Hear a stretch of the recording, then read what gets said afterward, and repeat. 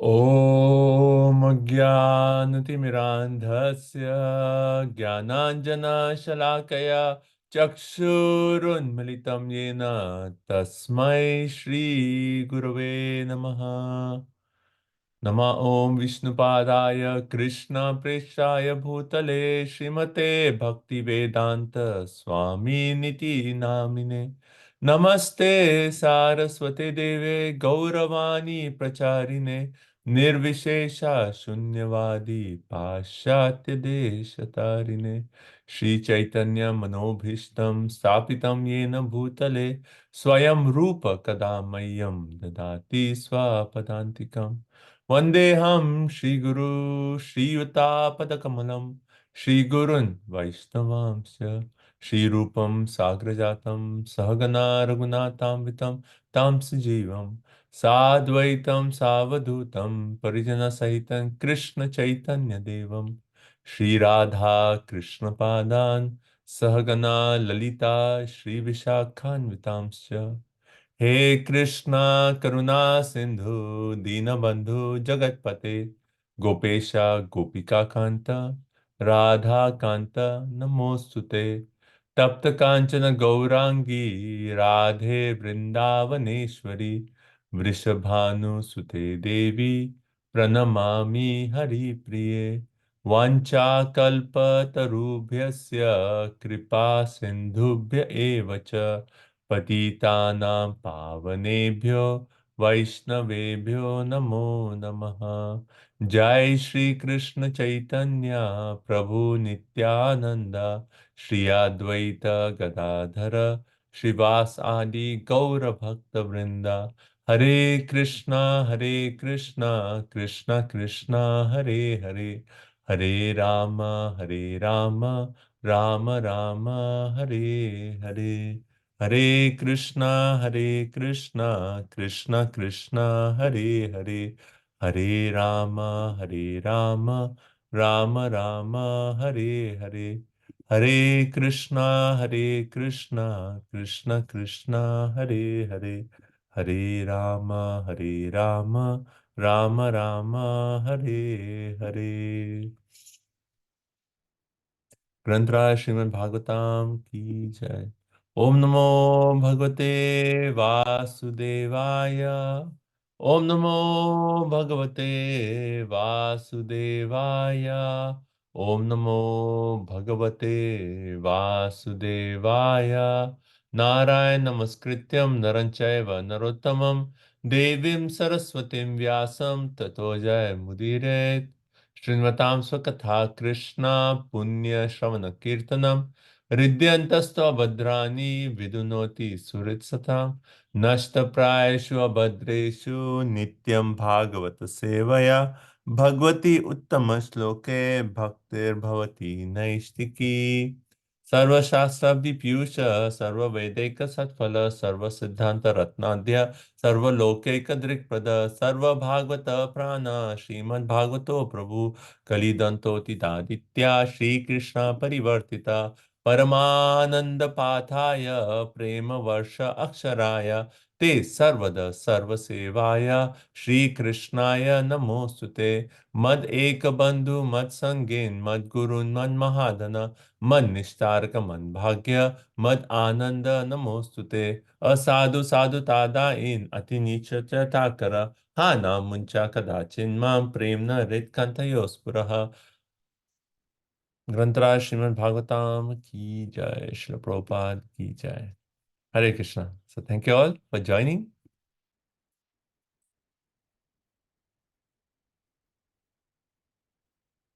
Okay, thank you. So April 14th, just we are 2 days away from the wonderful festival of appearance of Lord Ramchandra. Ramchandra Bhagwan ki jai. Okay, so we are now in third canto, chapter 10 of the Srimad Bhagavatam, titled Divisions of the Creation. Okay, so let me just quickly share my screen. We'll just go through the sections in this chapter. Are there any points anyone like to bring up in general over the previous chapter?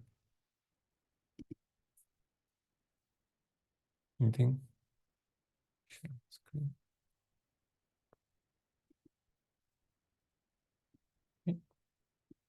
Okay, so one way this chapter is it's the first section. Okay, let's do this. Okay, so four sections. First section is Vidura's inquiries from Brahma about Brahma's creation. So in the last chapter, like what we read is basically Brahmaji has offered prayers and the Lord has responded to those prayers. And what are the four things that Brahma actually asks that is actually very practical for us? One is to empower him. Second, him protect him from false ego. Third, protect him from deviation. And fourth, he prays for reciprocation, right? And then the Lord has actually responded, and he actually said that I've already given you all the powers, all the blessings to actually do the task of creation. And and he actually say how you can actually create in such a way that while you're doing creation, you do not forget me. And how is that? Anyone remembers that point? What was the main point that Krishna actually told Brahma? Because Brahma actually he had this he had this question in his mind that while I'm engaged in this task of creation, which is actually in the mode of Rajoguna, then I may forget you, my Lord.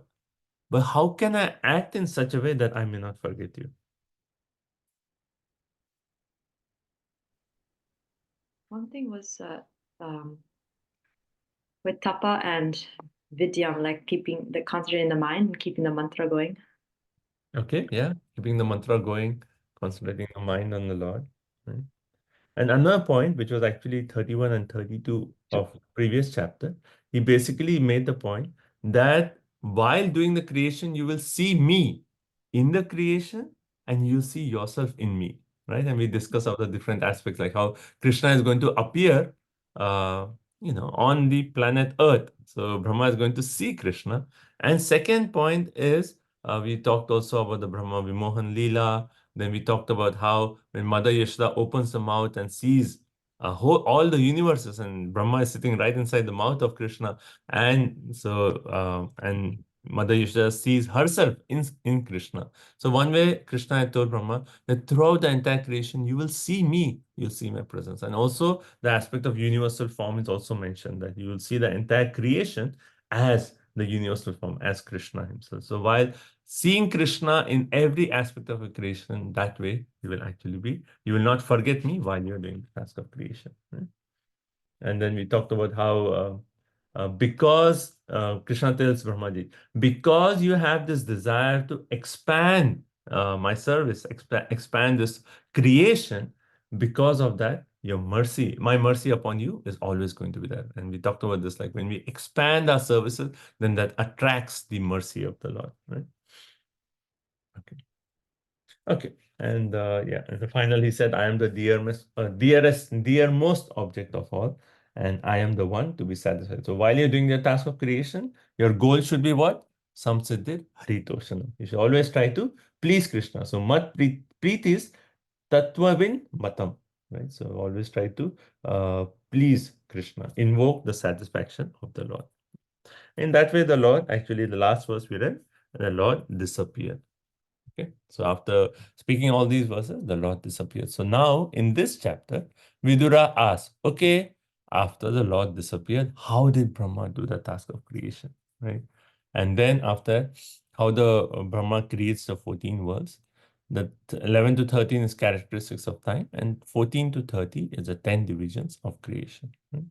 Okay, so these are four divisions. So we'll start with the first section where Vidura is going to ask further questions about how Brahma created. Right? So it is very interesting in this how we can relate this to our own personal devotional life. That when we are assigned the seva, initially like Brahmaji, we may have hesitancy that am I really qualified to do this? How will I do this seva? you know. And then we turn to the Lord and say, oh Lord, I have been assigned this seva, but you please empower me. You please actually protect me from false ego. You please protect me from deviation. Without your empowerment, I cannot do anything. Oh Lord, and while I'm doing my seva, please reciprocate so that I'm doing this for your pleasure. So we pray to the Lord, right? And maybe we'll see the hand of the Lord, where Lord If he's not directly speaking, he may give some sign saying that, oh, I want you to do this seva, and there will be something like we are trying to do something, and something will be like something may just click, or it may be like, oh, it's already like this path is already taken care of. Oh, Krishna has already shown that he wants me to do a seva, right? And then so the sign is there, blessings, prayers are done, blessings, reciprocation is there. And then we want to know, how did the person do a seva? How do you do the seva? So Vidura is inquisitive now that, okay, prayers are offered, Lord has given benediction. How is Brahma going to create now? I want to know more about that. Okay, so let's start with text number 1. Vidura uvacha antarhite bhagavati brahmaloka pitamaha prajasasarja katidha daihikir manasir vibuhu.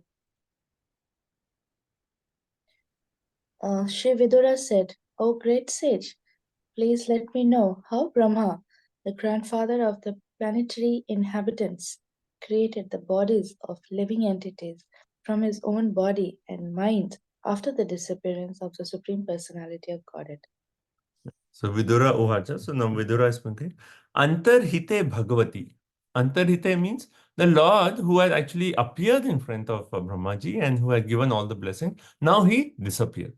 So after the Lord Antarhite disappeared, then Brahma, who is what? Loka Pitamaha, who is actually the grandfather of all the lokas. Right? Grandfather of all the lokas. He is actually grandfather of all planetary systems. Prajaha Sasarga Katita. Katita means how. How did he do Prajaha Sasarga? How did he actually create the different generation? Daihikir Manasir Vibhuhu. Daihikir means through his body and through his mind. How did he actually do the creation? Through his own body and mind. Okay. So, in this chapter, many of the verses are very quick. We are going to go through the entire chapter today, and so this, and you can stop in between if we are missing or you want to add any point. So feel free. Okay, text 2. Ye cha me bhagavan prishtas svayartha bahuvittama tan vadasvanupurvyena chindina sarva samshayan. Gopinath Acharya Prabhu.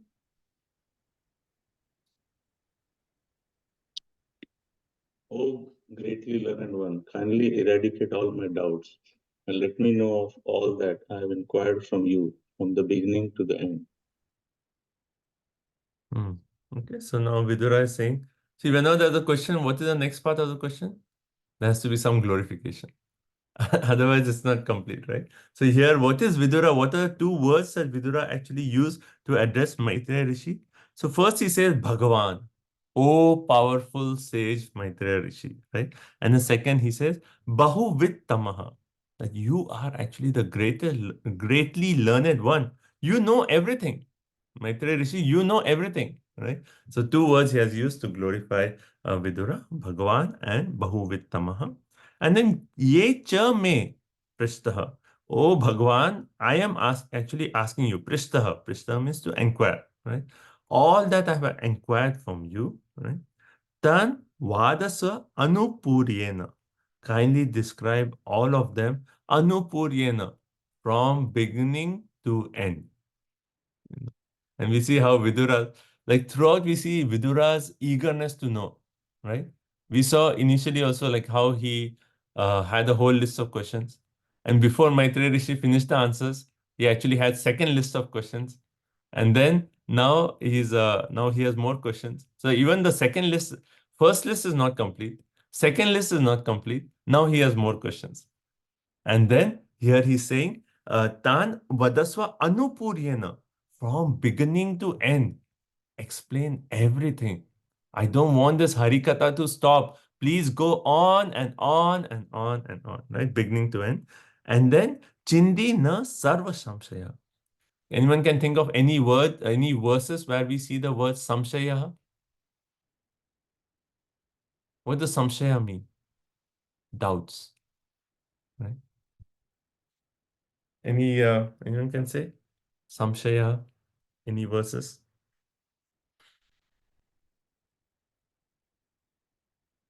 Chindanti Sarva Samshaya. Yes. First canto, second chapter. Chindanti Sarva Samshaya. So again there, Chindanti, cut away the doubts in the heart. And what is 7.1 Bhagavad Gita? Shri Bhagavan Vacha Maya Sakta Mana Partha Yogam Yunjam Madashraya Asamsayam Samagrama Yatha Gyasashi Tachrunu. So there also, what is the word? Asamsayam. Asamsayam. Same word here, right? Doubts. So, so Krishna is saying all your doubts arising in your mind will be destroyed. So now what you have to do? Tachrunu. Hear from. Right? Hear from me. So many verses we see this word samshaya. So here Vidura is saying chindi. Similar to the verse Sri Radha Mata Ekade. Chindanti sarva samshaya. So chindi, kill or eradicate all the doubts that are there in my mind. Okay.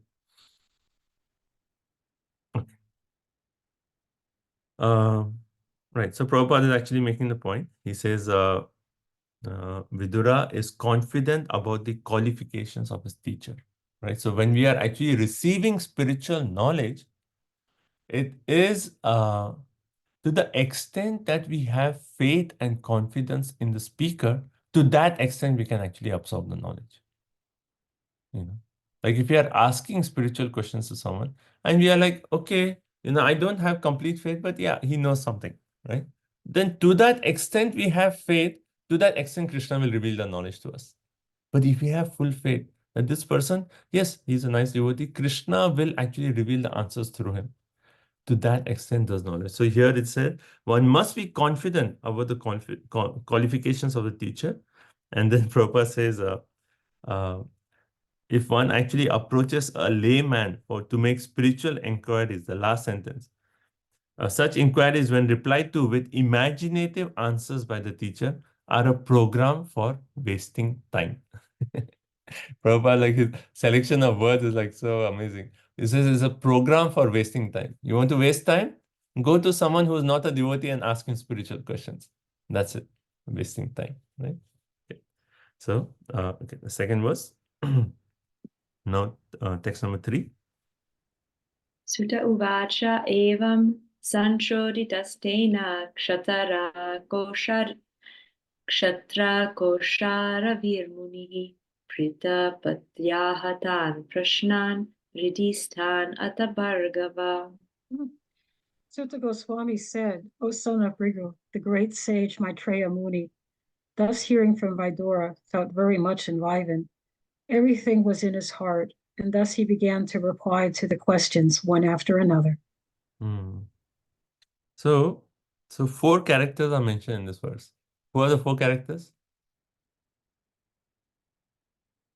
Who's Shatra? I need to see the word you know. Okay, so Shatra. Vidura. And then Kausharavir. Son of Kushara. I don't know. Who's son of Kushar? Is it Maitreya Muni? Maitreya.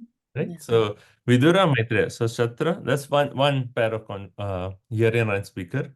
Who is the second pair? Suta, right? Suta Vacha. And who is he asking the question to?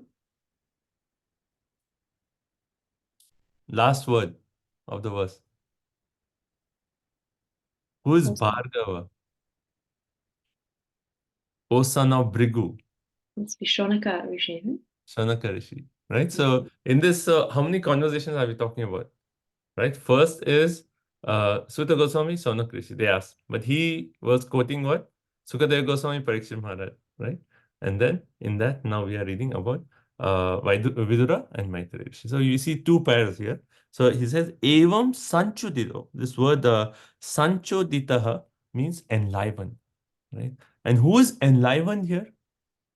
As soon as Vidura asked this question, right, Maitreya Rishi is enlivened. Wow, you want to hear Hari Katha?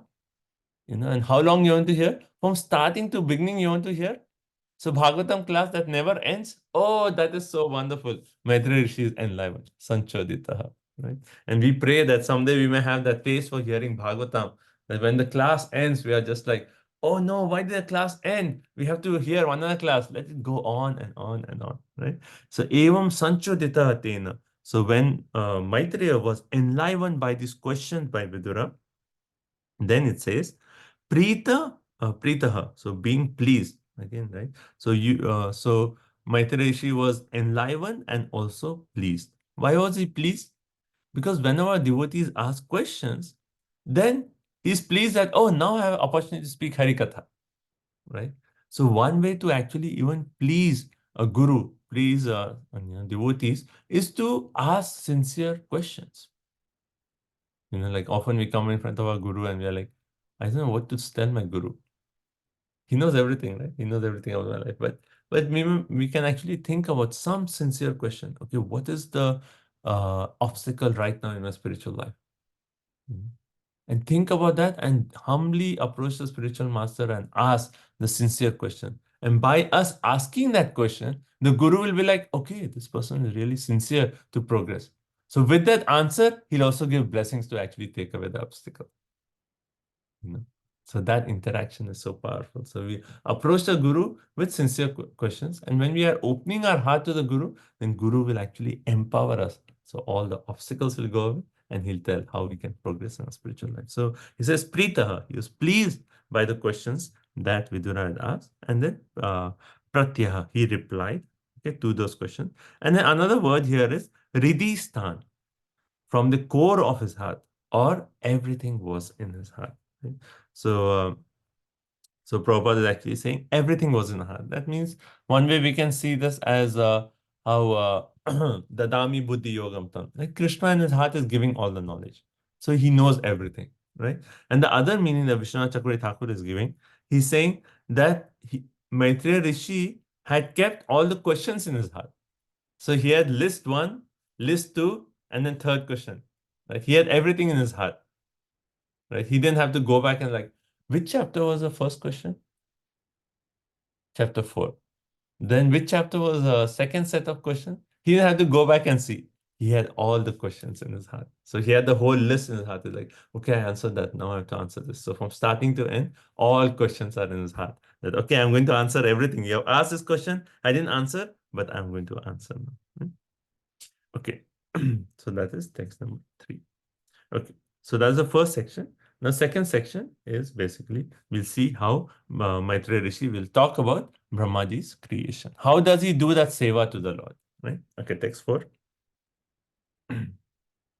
Maitreyo vacha virinchopi tata chakre divyam varsha shatam tapaha atmanyatmanam aveshya yataha bhagavan ajaha. Translation Srila Prabhupada ki jai. The greatly learned sage Maitreya said, O Vidura, Brahma thus engaged himself in penance for 100 celestial years, as advised by the personality of Godhead, and applied himself in devotional service to the Lord. Hare Krishna.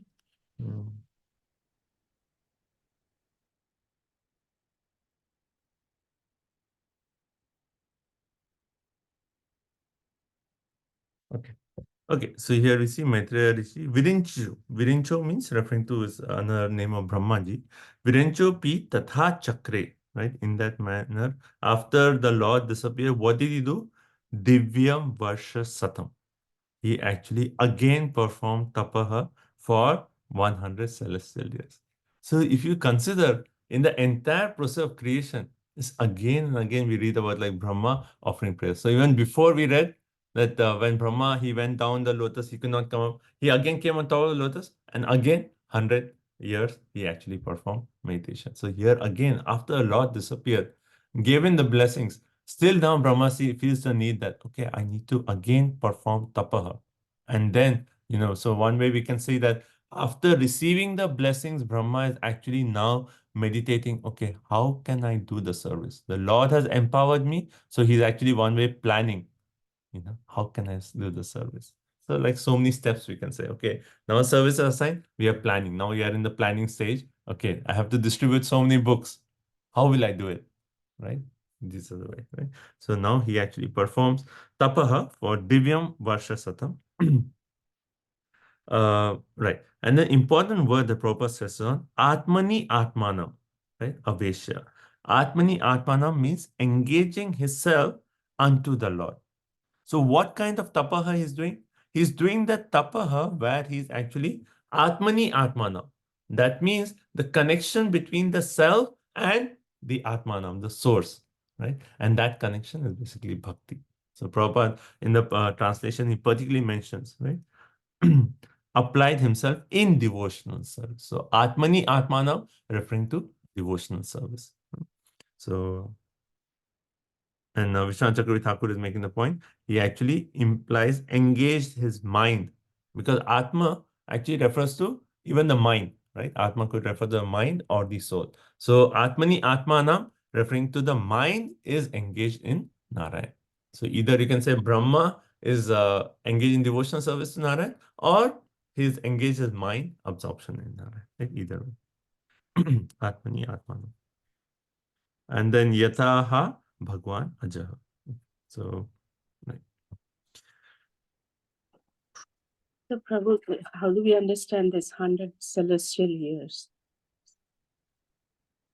So it's just the 100 years of our time, because he only has his 100 years to do it, right? No, but 100 years celestial, when you say Divya, it refers to the demigods.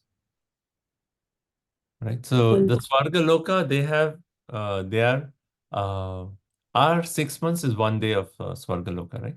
Mhm. So one way you can use that calculation and consider 100 years there. And Brahma's years are even. Yeah, that is the entire lifespan.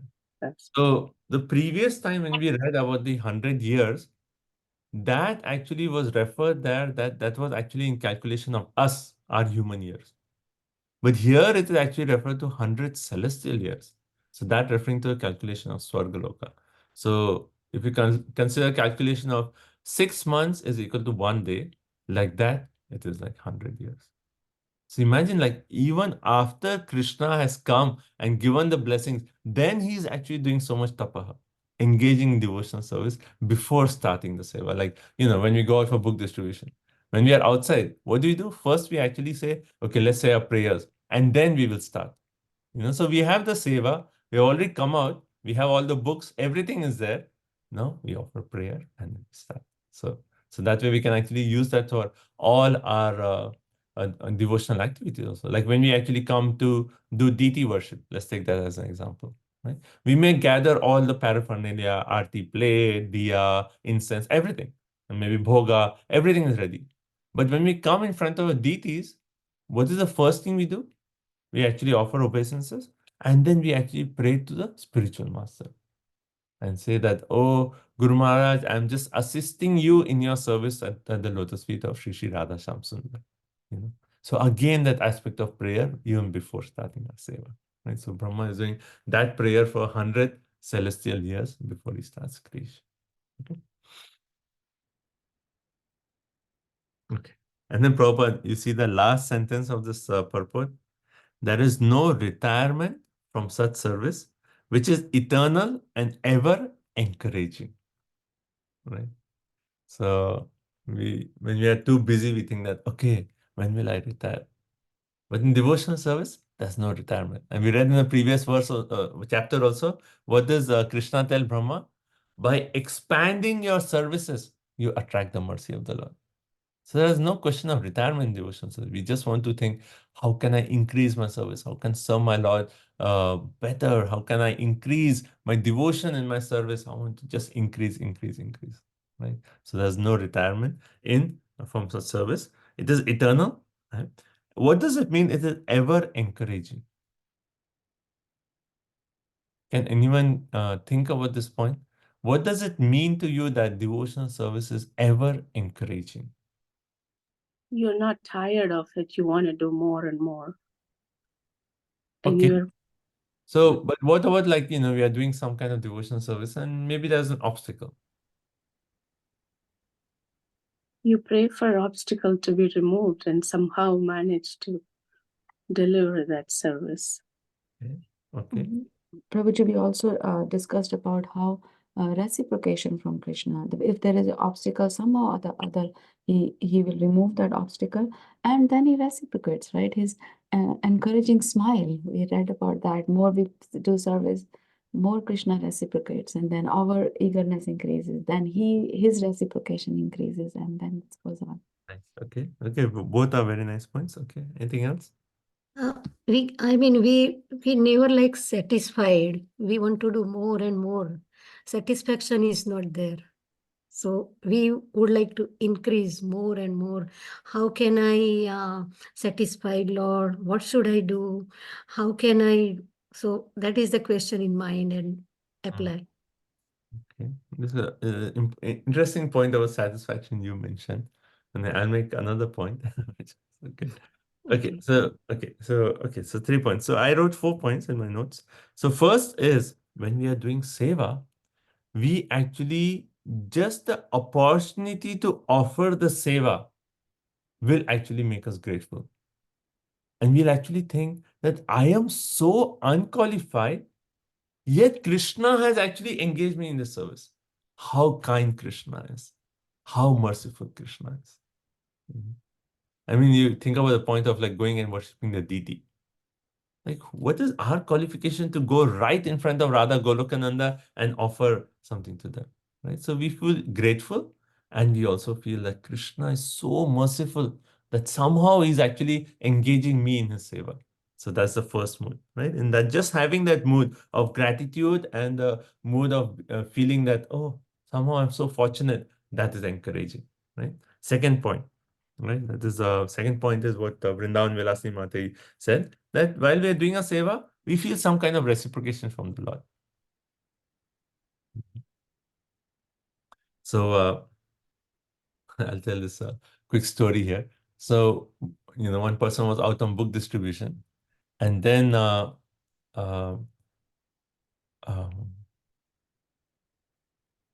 right, so there was this like a group of the motorbikers, like more like gangster people, and he was alone, like a like a simple brahmachari carrying a bag, and all of a sudden all this like big group of gangsters started approaching him, and he knew that they were actually coming to take away his money or take away his to actually harass him.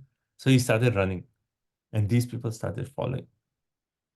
And then all of a sudden he came to a place, he took right, and then there was a dead end.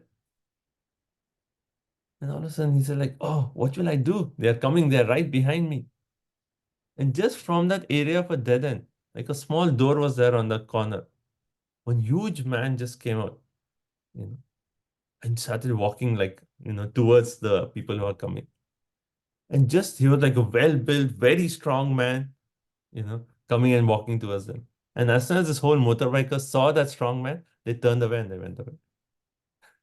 And he was saying that this is certainly Krishna's reciprocation. Otherwise, I was in dead end. They had all chains and everything. They were coming to beat me. And there was no way I could do anything. But Krishna has reciprocated by sending this person, and we don't even know who that person is. Maybe, Krishna has come in some form to protect him. But we find reciprocation. So throughout our service, there's reciprocation. We have to just be conscious while we are doing our seva that how Krishna is reciprocating. So second point, when we feel Krishna's reciprocation, then we feel, yes, Krishna is there with me. I want to do service. We feel encouraged. Third point, so Mataji made the point that we don't feel satisfied and we want to serve more, right? We want to do more service. I actually made the point that we feel satisfied, and both the points are true, in the sense that we are not satisfied that we are only doing so much, we want to do more.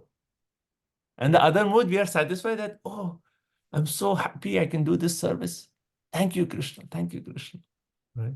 But I want to do more. Right? So third point is satisfaction. And fourth, even like, fourth point is what Sri Radha Mata is saying. Let's say there's some obstacle in service. We are doing a service with the right intention, but someone comes to us and says like, oh, why are you doing like this? Or, this is wrong, or so and so, right? So may come chastise us, or there may be some obstacle. Even when, if we are in the right mood and we are offering the seva, even when there is an obstacle or someone may come and say something, we'll be like, okay, I'm doing this for Krishna's pleasure. Krishna has arranged this obstacle just to take away my anartha. So what does that mean? That Krishna personally cares for me. That's why he is actually placed this obstacle to take away my anartha.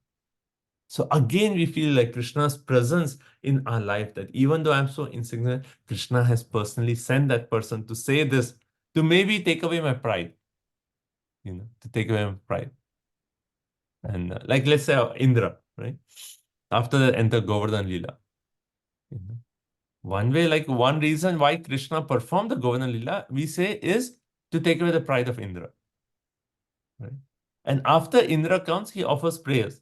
But at that point, we can see, one way Indra can think that, oh, I am, like Krishna is so kind that he was concerned about my pride, and hence he actually enacted the whole pastime.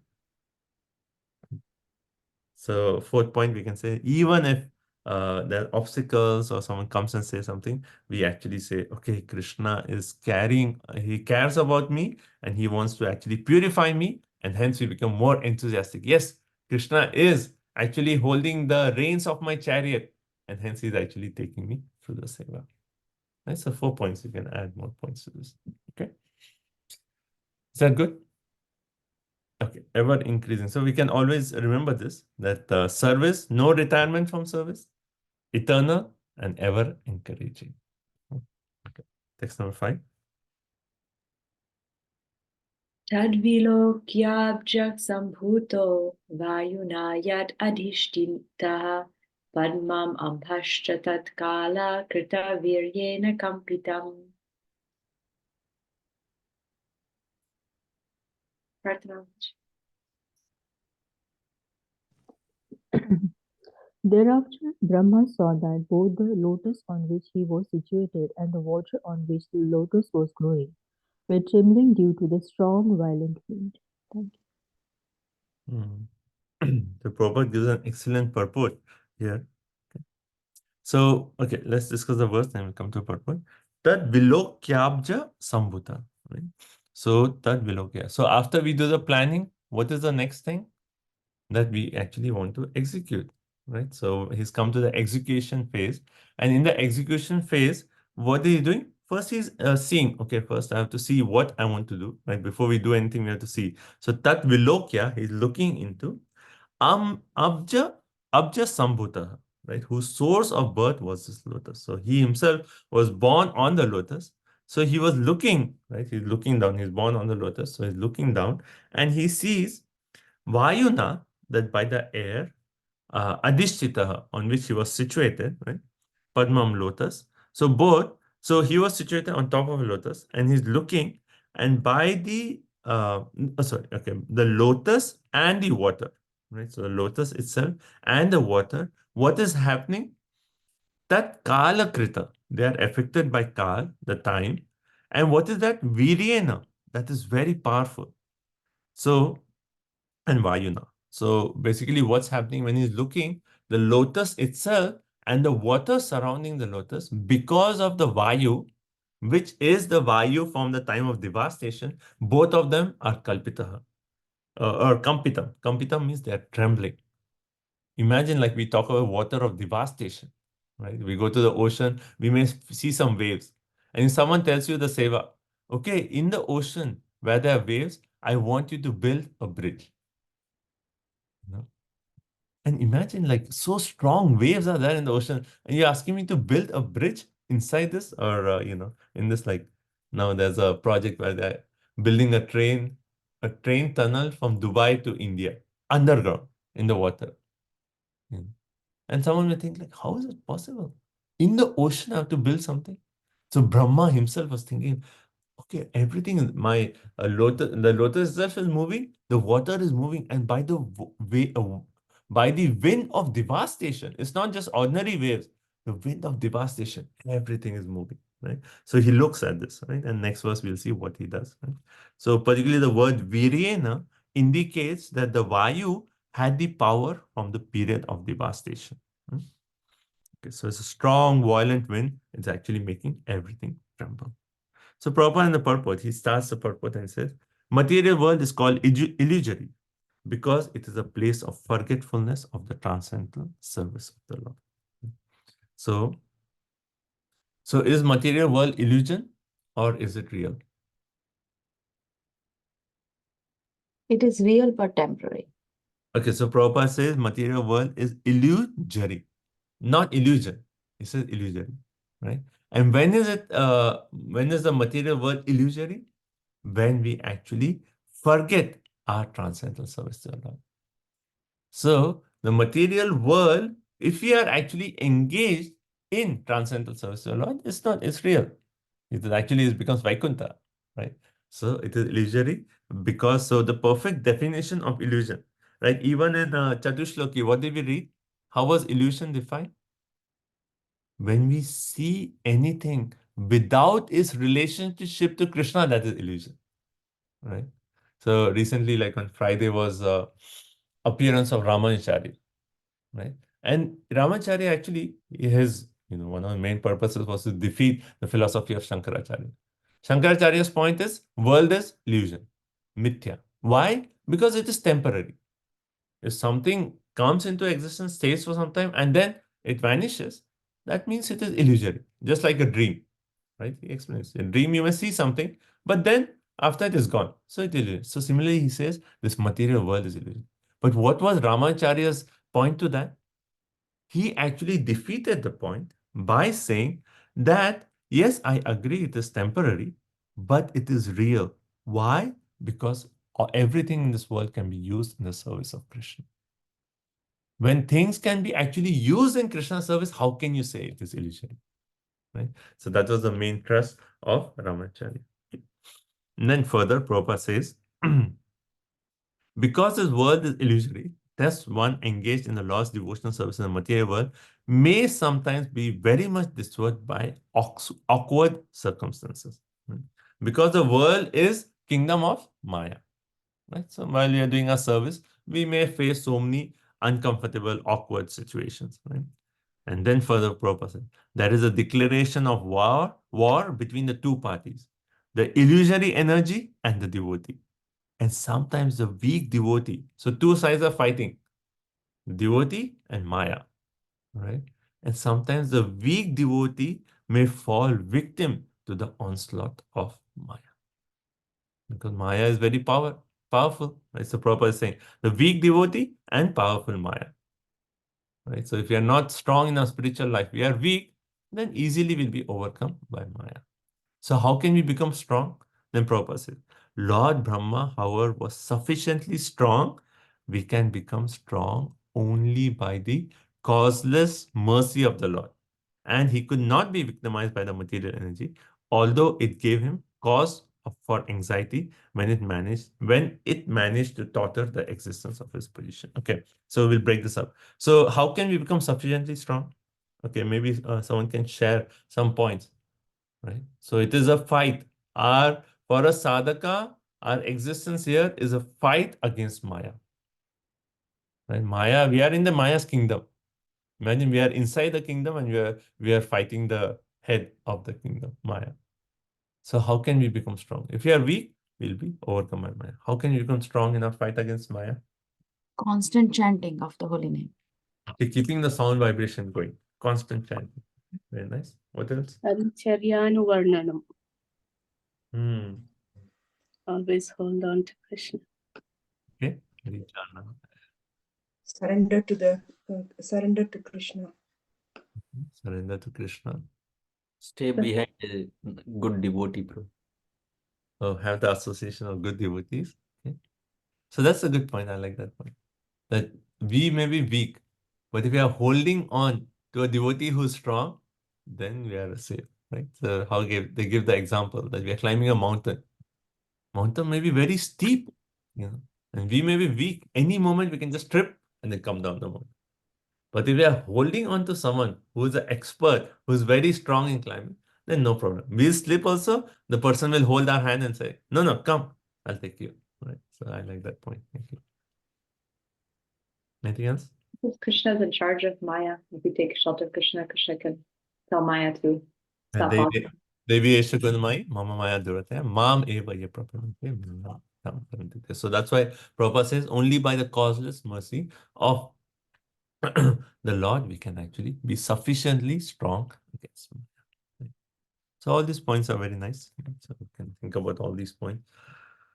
So in one of the classes, I heard that the war against Maya can be won over by ABCD principle of Prabhupada: association, books, chanting, and deities. Deities, okay. Sometimes they actually say diet also. Diet? Diet, like having only Krishna Prasadam. Okay. Yeah. Also, diet could be, how in the first canto Narad Muni pastime, I just accepted the remnant of the Mahabhagavatas. You know, so just by that, accepting the remnants of the pure devotees, we can actually overcome that. There's so many different points. Like Uddhav, he actually, there's a verse in the 11th canto. He says, my secret to overcoming Maya is I accept only those things which have been accepted by Krishna. Hence, I'll wear the clothes that Krishna wears. I'll actually accept everything, the garland that Krishna wears. And everything is Krishna Prasadam. Hence, I'm always protected from Maya. Right?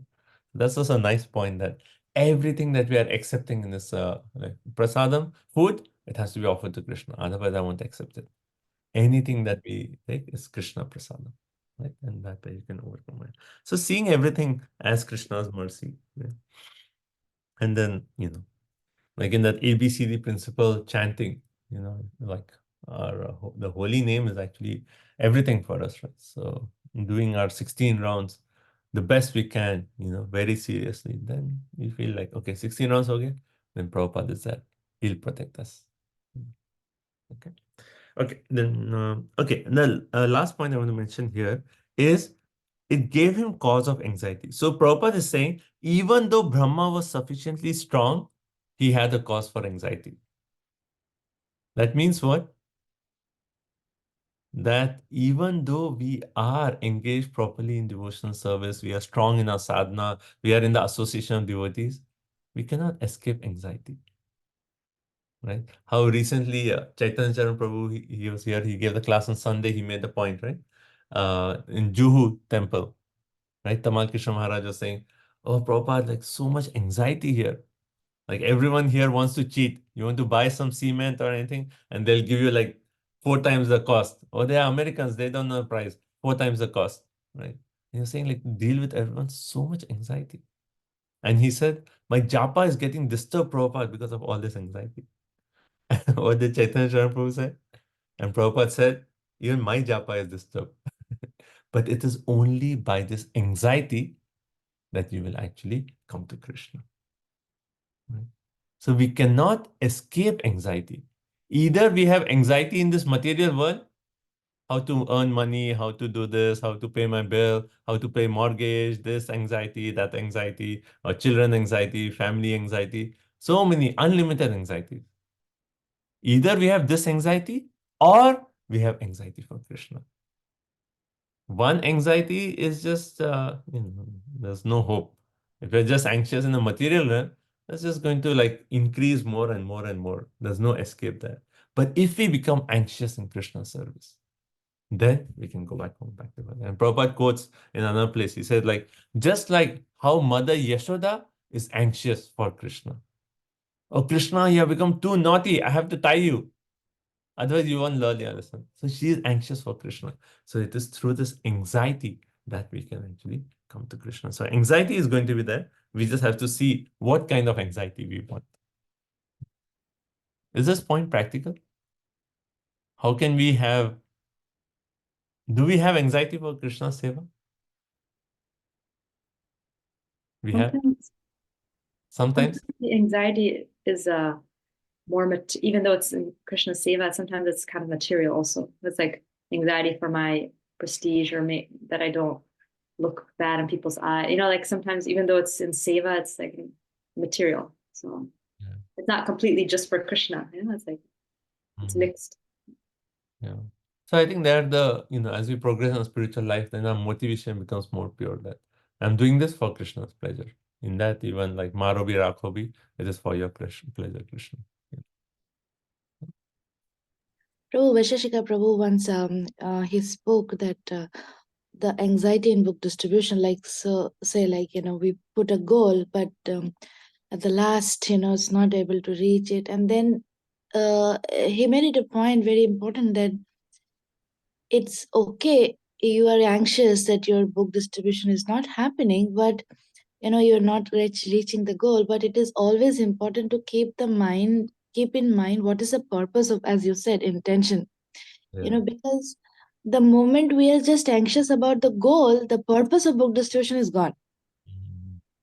So we have to that there's a fine line to differentiate between the anxiousness, as Ratnadika Mataji also made it point, because the difference between material anxiety in spiritual anxiety, it would So, deter. nice point, Madhu. Very nice. So, actually, when you say, how do you know if your anxiety is material or spiritual? If your anxiety is causing you, when you're anxious, you want some shelter, right? We take shelter of material things, or if our anxiety is causing us to take shelter of Krishna, where we are really praying, Krishna, please help. I cannot do this, then our anxiety becomes spiritual. If your object, you're doing some seva for Krishna, and the anxiety in that seva is actually asking you, is inspiring you to pray more harder to Krishna, more seriously, more deeper, then that anxiety is spiritual. Okay. And Prabhuji, how Visheshika Prabhuji, how beautifully he takes away all the anxiety in book distribution. He says, just go out of the house and touch the payment and you're done. Everything else is extra. Yes. There's also that other famous pastime of like how Gurudas Prabhu, he was going to, like, they were in the taxi with Srila Prabhupada going to Vrindavan, from Delhi to Vrindavan, right? And then Gurudas Prabhu was thinking, oh, Prabhupada is going to Vrindavan, the eternal home of Krishna, all pastimes. He was in Vrindavan before coming to America. And, he was thinking that he must be thinking of all Radha Krishna pastimes and the gopis in Vrindavan, or the Goswamis doing all their seva. He must be thinking of all this. And what is Prabhupada going to say? Right? And he was like, in his mind, he was like thinking, maybe some nice Harikatha, Krishna's pastime. And what is the first word Prabhupada said? Cement. He was thinking like, cement? So cement. Where are we going to get the cement for our Krishna Balram temple? So it's all in that mood of seva for Krishna. Seva for Krishna. In that anxiety is my devotion to Krishna. Right? So it's very nice. Prabhupada showed that. Okay. So text number 6. Tapasa yeta manena vidyaya chatma samstaya vivridha vigyana balo nyapad vyayum sahambasa. Hare Krishna. A long penance and transcendental knowledge of self-realization had matured Brahma in practical knowledge, and thus he drank the wind completely along with the water. Hare Krishna. Thank you. So what was Brahma's situation? Anxiety. Why was he in anxiety? Because the lotus, imagine he's sitting on the lotus itself is moving, and the water where he has to create, that is full of these waves, the waves of destruction. So he was in anxiety. But what did he do? So this verse is saying, tapasa he edamana, by his increasing penance. Right? So basically, when that anxiety, he's seeing everything, he increased his absorption in Krishna. Right? And then here says tapasa and vidya. Right? And these two, penance and vidya, knowledge. And they say both of these in Atma Samsthaya. Right? So he actually increased his penance in self-realization. In self-realization. And because he increased or intensified his prayer, then what happened? Going back to the point, anxiety should cause what? It should cause our increase in our intensity of seva. Right? So Brahma has intensified his seva, his absorption in self-realization and his knowledge. And then because of that, vivriddha, it actually matured into vijnana. His tapaha and gyan, it actually matured into vijnana, practical knowledge. And then what happened? By that practical knowledge, he did Balaha Nyapat, right? So by that Balaha, so because he got the Vigyan, that the practical knowledge, he actually, with that power, he actually drank Nyapat, Vayum and Ambasa. He drank the wind and the water. He drank it away. It all dried up. The drink, the wind and the water. So how did he? So anxiety was there. And then what did Brahma do? He increased his prayers. And then by that increase in intensity, what happened? So he had performed penance before. He had knowledge before. Like we may have heard so many classes before. But that same class that you have hearing, all that knowledge, that actually matures when we want to use that in service of the Lord. Right? So we are hearing all these classes, but when you practically engage in seva, so that's why it's a combination of sadhana and seva. And then because of that, when we use that in seva, then the same knowledge actually becomes vijnana, practical knowledge. And then Krishna will say, okay, this is how I want you to do the seva. Your goal is so many books. This is how I want you to speak. Or, many times like we go on book distribution and we have some lines, and then when we're speaking, something comes. We say something, and we have never thought that we didn't plan to say that, but just it came out. Or a point that we had heard in some class, it comes out in a way very much relatable to the other person. So same gyan has now become big gyan, because now we are engaging that in seva. Right? So that's what Brahma happened, and then he drank the wind and the water. Right? So Prabhupada, again, in this purport, it's like short purport was so wonderful. Lord Brahma's struggle for existence is a personal example of the continued fight between, so what is the fight going on? Between the Jiva, the Sadhaka, and Maya. Right? So this, like Brahma's struggle is the example of this continued fight. And all Jivas are actually struggling with this force of Maya. Right? And then further, Prabhupada makes an interesting point. He says, by advanced knowledge in science and transcendent realization, one can try to control material energy, which works against our endeavors. And in modern age, advanced material scientific knowledge and penance have played very wonderful roles in controlling the powers of material energy. So what is Prabhupada doing? He's actually accepting the advancement of material civilization. Like, where, like Prabhupada also mentions the other places, like how we have the Ashta Siddhi. One can fly in the air. Prabhupada says, yes, by technology, you can take, some airlines and fly in the air, right? So he's actually acknowledging that, yes, the material knowledge, advancement in the civilization is actually some way able to, control this material nature, right?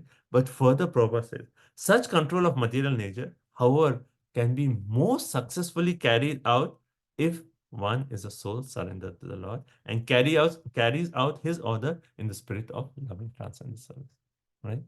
So, what is the mood of a devotee? So there's technological advancements, right?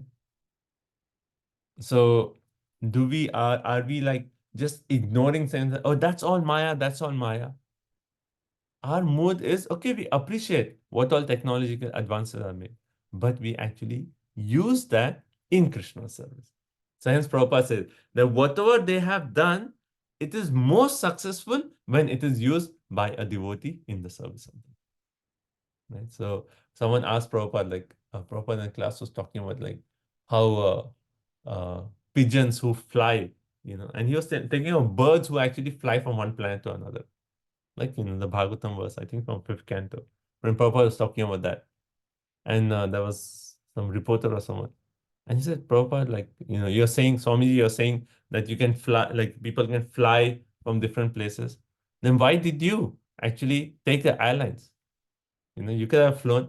And Prabhupada makes the point that whatever advancement is there, we use microphone, we use the dictaphone, we use everything. So Yukta Vairagya, right? So what Mataji said, Yukta Vairagya principle. So we see in this verse. So Prabhupada acknowledging, okay, whatever they have done, they are able to do they are able to control material power, but the best combination is we use technological advancement in Krishna's service.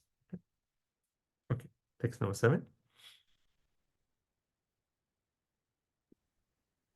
Tadvilokya viyadvyapi pushkaram yad adishtitam anena lokan pragrinan kalpitas nitya chintayat. Thereafter he saw that the lotus on which he was situated was spread throughout the universe. And he contemplated how to create all the planets, which were previously merged in that very same lotus.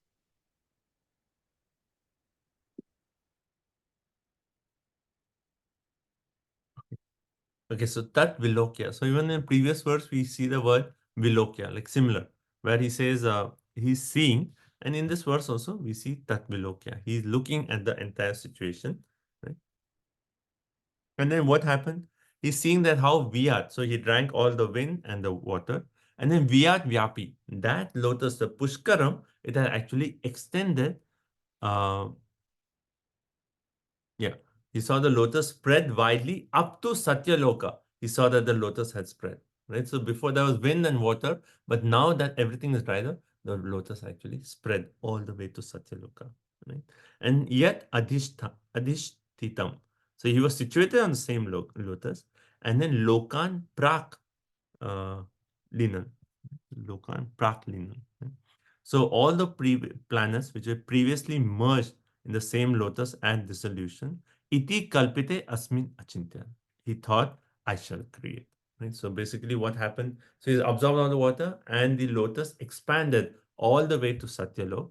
And then he got the realization, or I should say, he got the inspiration that all the planets which were actually merged in the same lotus, those I'm going to create.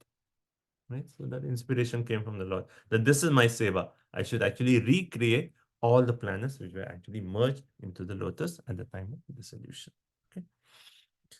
So here one may say that we see in the previous verse and this verse that Brahma is in anxiety, and then he's looking, he's analyzing, he's doing the drinking the water, and now he's thinking he received the inspiration. Okay, I should create now, right? Now, couldn't the Lord do all this? Right? But why is he asking Brahmaji to do it? I mean, like the Lord, like, for the Lord, like just by his glancing, the entire material world actually gets created. All the material universes come, right? So for him to do the secondary creation, it's just like he can just continue his glance and everything will be created. Why his entire aspect of Brahma being created? He's in anxiety. He has to see everything. And now he's again thinking, okay, and Krishna is giving him inspiration. Okay, do this, create everything. Why did the Lord not do all this? Like, we know the purpose of the creation that we have mentioned many times is to give an opportunity for all of us to reform, go back home, back to God. Lord could have done everything. To give credit to his devotees. To give credit to his devotees, that's a very nice point. Like Prabhupada, one devotee asked Prabhupada, Lord Chaitanya Mahaprabhu prayed that the holy name which is spread in every town and village of the whole world, and why did he not do it? Right? And what did Prabhupada say? Very humbly he said, he left that credit to me. Right? So, right, Prabhupada ki jai. Okay, to give credit. And then what else can we think about? Nimitta. Okay, instrument. What about that?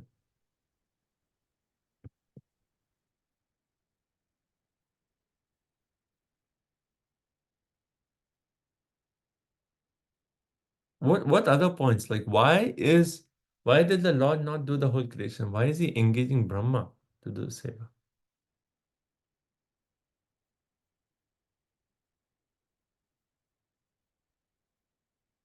Okay, one point, give credit to Brahma.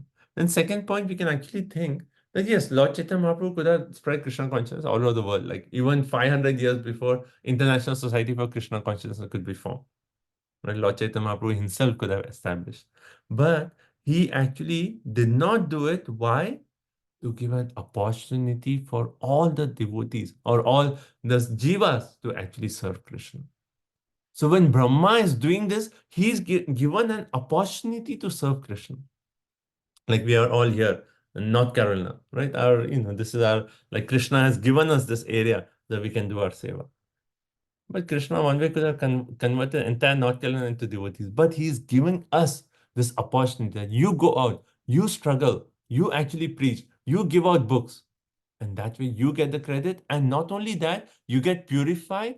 And also it gives an opportunity for Krishna to have an exchange with his devotees. So now Krishna is giving that inspiration to Brahma. So that's exchange. Finally, Krishna, what does he want? He wants to experience that rasa between the devotee and Krishna.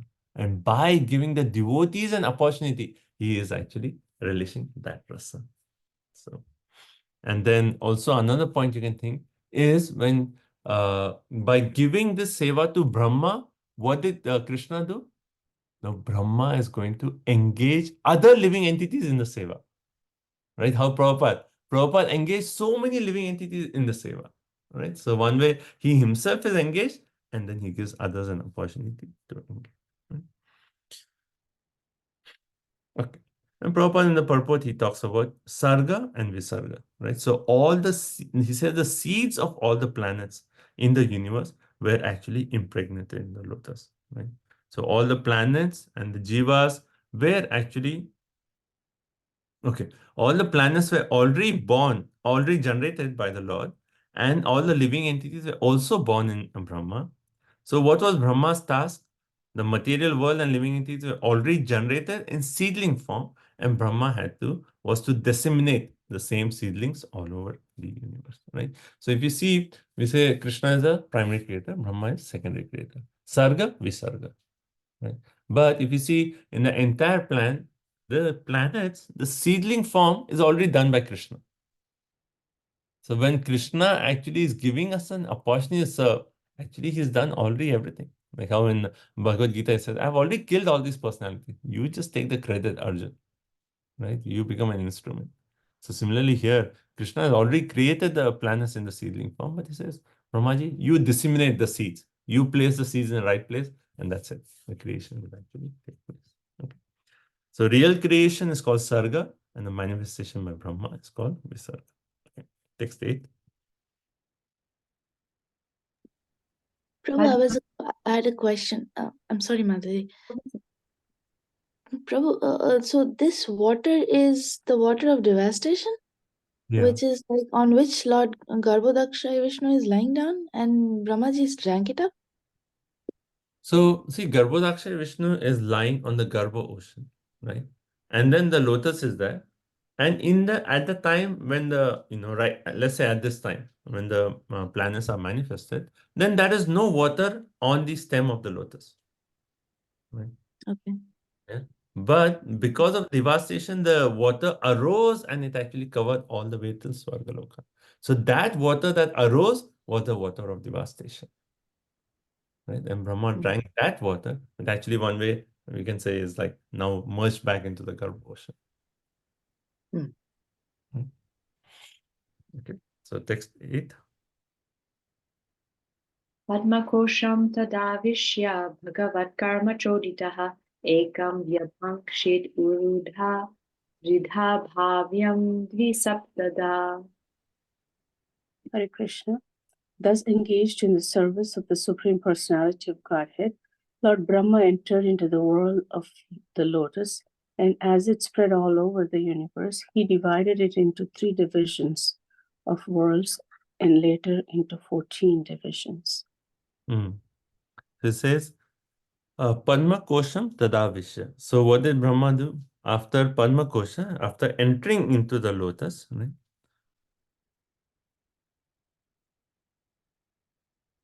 Oh, sorry, yeah. After entering into the world of the lotus, then Bhagavad Karma Choditaha. This word is very nice. Karma Choditaha. Karma Choditaha, Prabhupada translates as Chodita, being encouraged by the Lord, right? So by Bhagavan. So being engaged and encouraged in karma, activity of Bhagavan. So being engaged. So Brahma is actually aware that this is just seva to the Lord, right? So being encouraged by that seva, what do you do? Ekam, that one, Vyabhankshit. That means he divided Urdhva, that great division, into Trida. What is Trida? 3. Right? So what are the 3? upper planetary system, middle, and lower planetary system. And then it uses the word bhavyam. Bhavyam to indicate that actually he had division of 3, but he realized that I have to create 8.4 million species of life. Right? So much different variation is there. So 3 is not enough. I have to expand them further. And then what do you do? Dvi Saptada. Sapta is 7. Dvi Sapta, 14. Right? Mathematics, 7 multiplied by 2. 14. Right? So he divided them into 14. So that's what Brahma has done. Right? So Bhavyam, that word Bhavyam, Vishwanath Chakravarti Thakur explains the word Bhavyam as he made that creation in such a way, division into 3 and then division into 14. And why did he divide into 14? Because if you remember when we discussed the Virat Purusha, how the different planetary systems were actually different parts of the Virat Purusha. So that Bhavyam, one way, Vishwanath Chakravarti Thakur said, Brahma created it in such a way that it is perfect for the meditation of those who are meditating on the Virat Rupa. So Brahma already has a plan that I have to do it in such a way that those who meditate on Virat Rupa can connect to the different parts of the Virat Purusha. Okay, then text number 9. Etavan jivalokasya samstha bheda samarvitaha dharmasya yanimitasya vipaka parameshtaso. Hare Krishna. Lord Brahma is the most exalted personality in the universe because of his causeless devotional service unto the Lord in mature transcendental knowledge. He therefore created all the 14 planetary divisions for inhabitation by the different types of living entities. Hare Krishna. So, Etavan Jiva Lokasya. So, what did he do? So, 14 divisions are there. So, now he had to inhabit, like all these 14 planetary systems, he had to fill them with Jiva Lokasya, different living entities. And based on what? Samstha Vedaha, with their different situations of habitation. So, if someone has a body of a fish, then he has to put him in somewhere where there's water. So, based on the different habitations of the living entities, the Brahmaji placed the jivas in different living entities. Now, how is he able to do this? Is this an easy task? Think about it. How many living entities are there? How many living entities are there in your house? Human beings you can count, but how many living entities are there? Unlimited. Right? Even in a house, we don't know how many living entities are there. What to talk of like a town, Hillsborough, right? What to talk of North Carolina? What to talk of USA? What to talk of this entire world? What to talk of this entire world as just one small planet in the entire universe? And now Brahmaji has a task of filling unlimited living entities in all these 14 planetary systems. It seems impossible.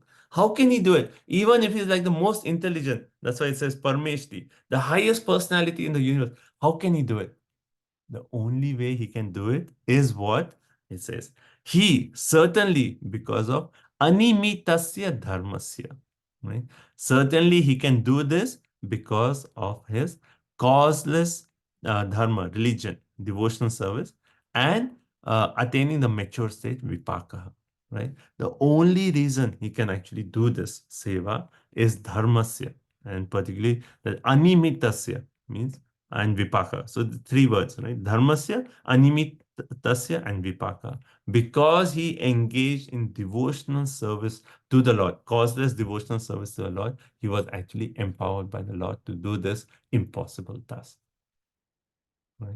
And again, we come to the point that it is only by the empowerment of the Lord that a devotee can do amazing things. Like if the devotee is empowered by the Lord, like we read in the previous chapter, what was that one sentence Prabhupada said? That when one is empowered by the Lord, what he can do is not imaginable. It is beyond imagination. He can do unlimited services. Right? So it is empowered by the Lord. But that is only because of animitasya dharmasya. So Vishwanath Chakravarti Thakur is saying, what is impossible with the strength of such meditation. When such meditation is performed, what is impossible? Everything is possible. So hence Brahma could actually do it. So Brahma was mature in meditation and worship using mantra, dharmasya, without material desire. So Vishwanath Chakravarti Thakur translates that animitasya as without material desire. Okay, now question for everyone. Brahma, he woke up and he had the desire to create. Now the desire to create the material world, isn't that a desire? Why does animitasya actually say without desire? Isn't Brahma's desire, it's a desire, it's a desire to create, right? And how does this relate to us? Prabhu, when Brahmaji was praying, Lord replied that because your desire is in line with me, right?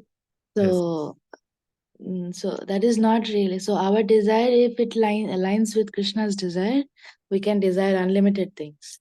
Yes, okay, very nice. So if our desire aligns with the plan of the Lord, then we can actually pray for that desire. So practically, if Prabhupada has given so much instructions, right? Instructions for book distribution, or let's say you have the desire. Okay, now it's the desire of Prabhupada that we build a new temple. If the instructions are there, and if we are actually executing the instructions while doing the instructions, when we are offering a prayer and saying, Krishna, please help me with this, I cannot do this. Though it is a desire for some material thing, in the sense someone may say cement, or like I'm building this temple, but this construction material is not available. And we may actually pray and say, Krishna, this wood is not available, but I need this wood for building this temple. Krishna, please help. Because that desire is in line with the entire plan, it is no longer considered material desire. So it is still animitasya, right? So can we say our work, like while we are working, we may face some obstacle and we may say, Krishna, please help. Is that desire material or is it acceptable?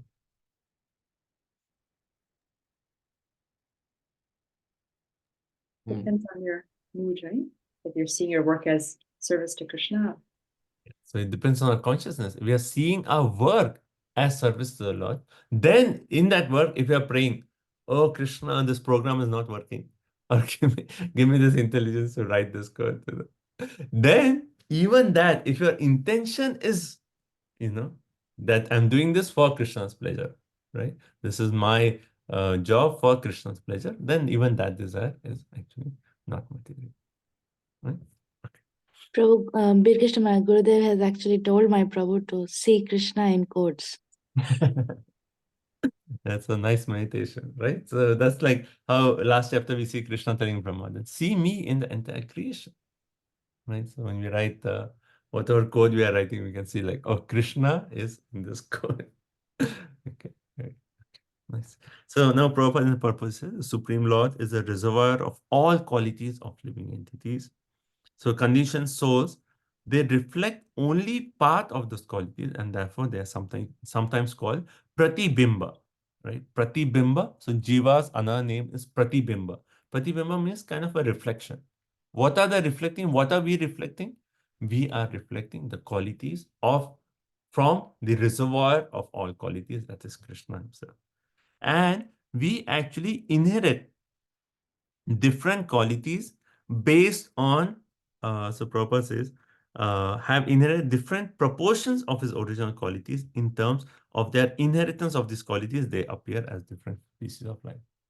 So different species of life are inheriting different qualities from the reservoir of all qualities. What is the example of this? Like, an eagle flying up, and it can actually see, eagle, it can actually see, they say over a mile, 1 mile, and it can actually see down and see in the water and say, oh, there's a fish. It'll come like high speed, take the fish and go. I mean, that's a skill, right? Dogs, they can smell for a far distance. That's a skill. So based on the skills that a quality that the different living entities possess, that skill is just a reflection of the qualities that Krishna has. Mhm. So when we see every living entity, we can also see, oh, they are reflecting so and so quality of my Lord Krishna. Right. So one way is like we see all jivas as, oh, they are jiva, atma, and paramatma. The Lord is situated in the heart. Beyond that, we can actually see, oh, this jiva is reflecting a quality of my Lord. So it's like a one level deeper of how we see other living entities. Right?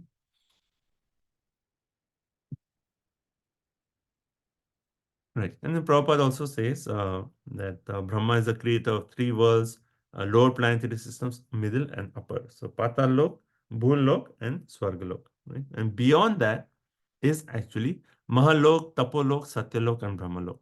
They actually do not dissolve when the water of devastation comes, it comes all the way to Swargalok.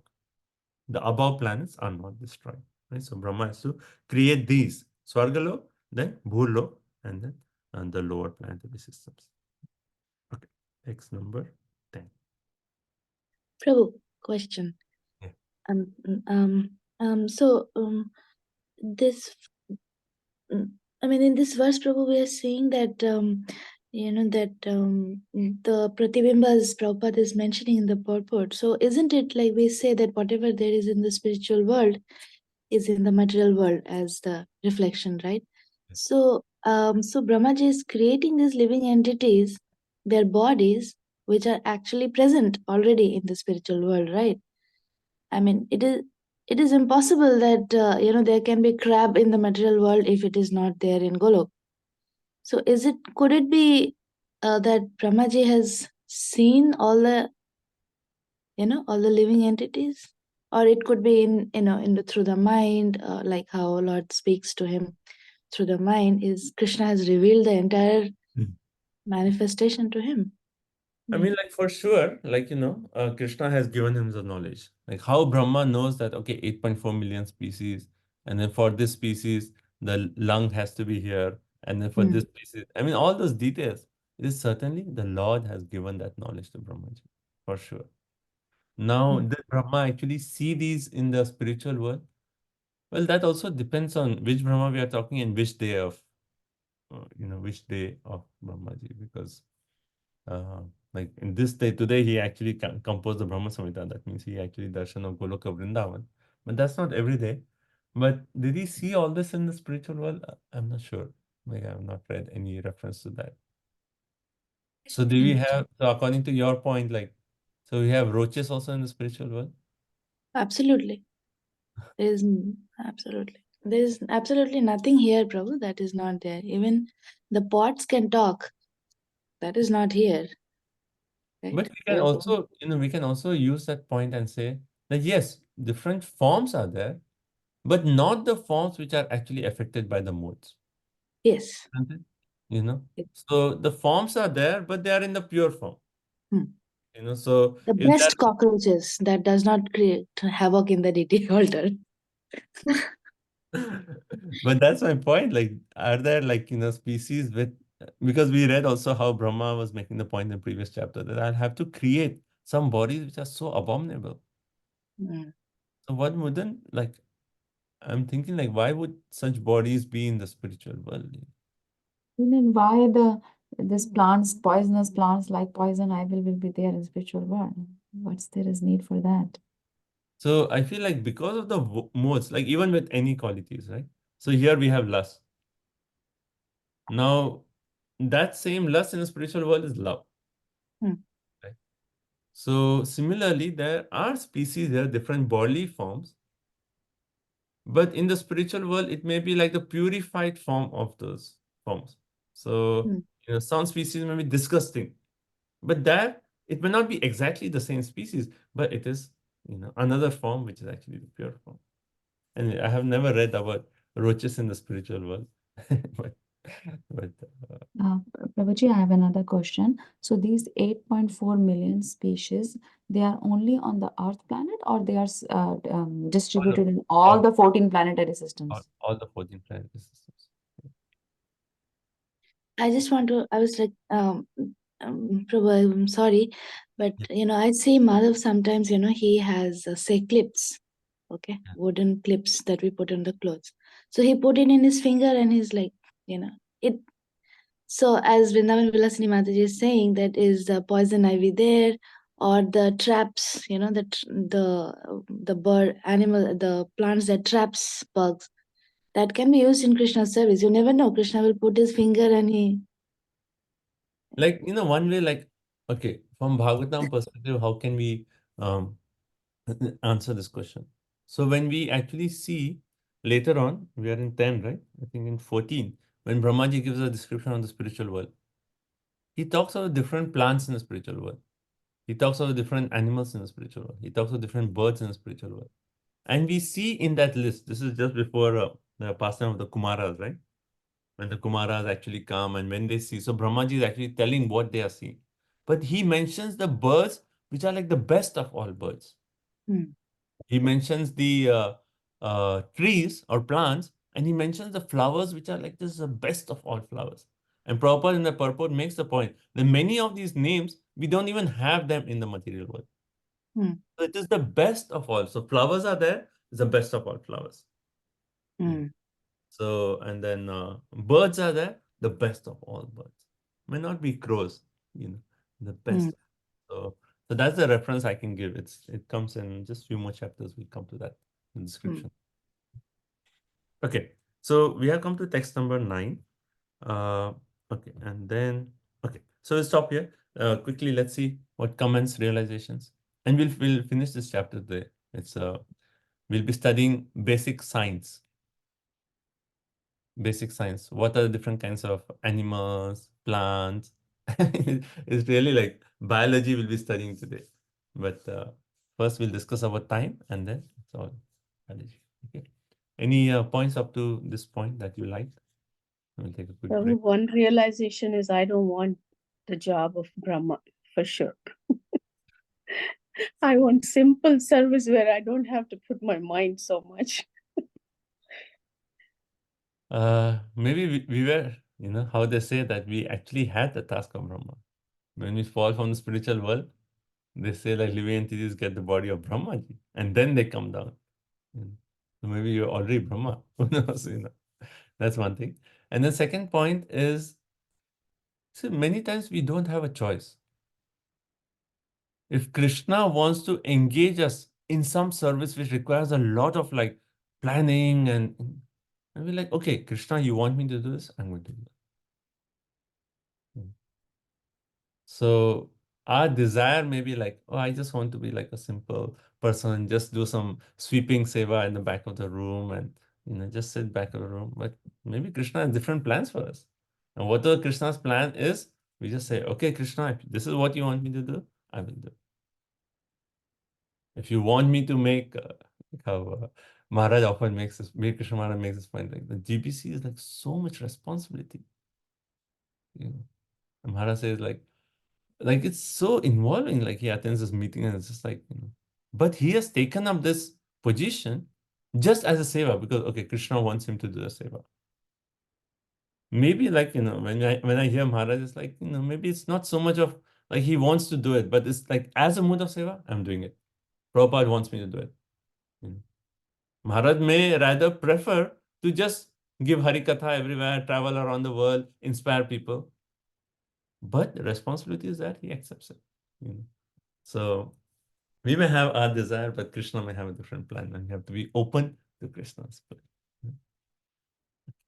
Okay. Any other points? Prabhuji, I really like the point that if first thing, Krishna is so merciful that I'm so disqualified, still he gives me some service. And then if obstacles come, Krishna is is holding the reins of my chariot. He cares so much for me that he gives this obstacle so that he can take away my anarthas, my false pride. I'm so grateful to Krishna. Yeah. That's a very nice point to think about, especially when the obstacles are there and we think like, why I'm doing the seva? But if we think that Krishna knows my heart and he's giving this obstacle to purify me, that is like, it just takes it to a different level. So thank you. Any other points? Hare Krishna, Prabhuji. I like the point when it's mentioning that there is no retirement from service, which is eternal and ever encouraging.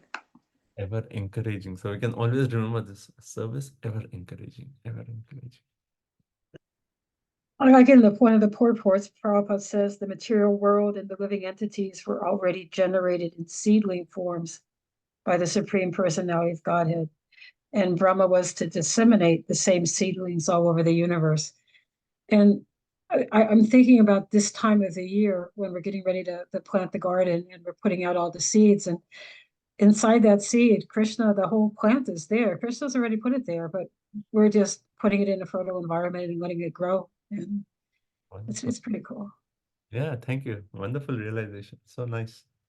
Like the whole plant is actually already there in the seed. Krishna has already done that, and we are just disseminating. Very nice. Thank you.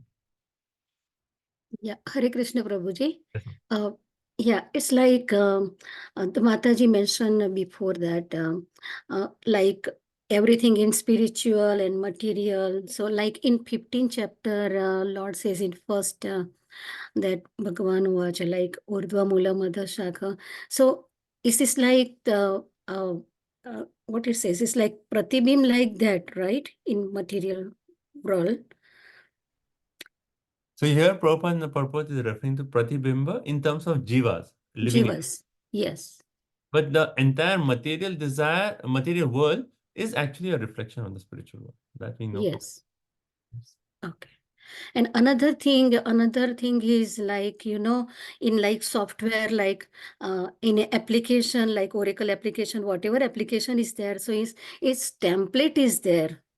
And you have to like modify, like job, like modify. So like everything like template, like Lord created everything like Sarga, and this is like Visarga, Lord Brahma created that. Yeah, so the template of this entire creation is there, and Brahma is just putting in the ingredients. Yes. Thank you. Anything else? It's like a quick break.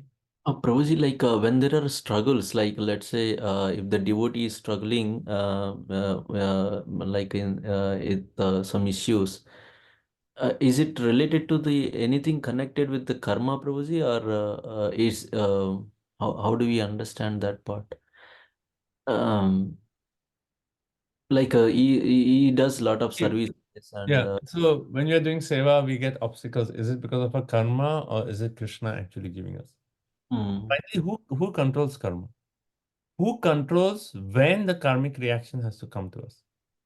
It is Prakriti, but who's controlling Prakriti? Krishna. So finally, like whatever is coming, see, it may be either our karma or it may be Krishna. Finally, it is Krishna's hand. But even it is our karma, what is our consciousness towards it? Our consciousness, this is Krishna's hand. We see Krishna's hand in every situation. So we are not so concerned, like, oh, this is because I did so bad, so I'm getting this reaction now. Whatever it is, when it is coming, we see Krishna has a plan in this. So we are not so much like, okay, this is coming, should I find whether it's my karma or this is Krishna's hand? Krishna actually orchestrates our karmic reaction in such a way at the right time so that it will actually purify us in our devotion service. That's the way to see everything, everything. So we just have to see everything in relationship with Krishna. Right now, karma like is there, but whatever is there, we want to see everything just in terms of Krishna, and that is our bhakti. Right? That is our devotion. Okay. Yeah, thank you. Prabhuji, one another question, like the love is perverted in this world as a lust. So like you mentioned the eyesight, right? The eagle has a long vision. How do we understand? That's a good quality. Like whatever, I'm little confused there. You understand what I'm asking? Not exactly. So yeah, we have different qualities here, but any quality we have here is actually coming from Krishna. No doubt about that. Now, some qualities in our body, like, even the thumb, right? What can you do without the thumb, right? Everything we need our thumb. That is a quality. Where is this coming from? Well, it's coming from Krishna has arranged this quality so that we can actually function. So any quality we see to do our activity, that we can see as a reflection that Krishna has actually given us. Now, having given that gift or that quality, now if we are misusing that, then that is our mistake, our free will, right? So this thumb is there. I can use it for writing notes or doing seva for Krishna. But the same thumb, that ability is there. I can use it for something which is negative.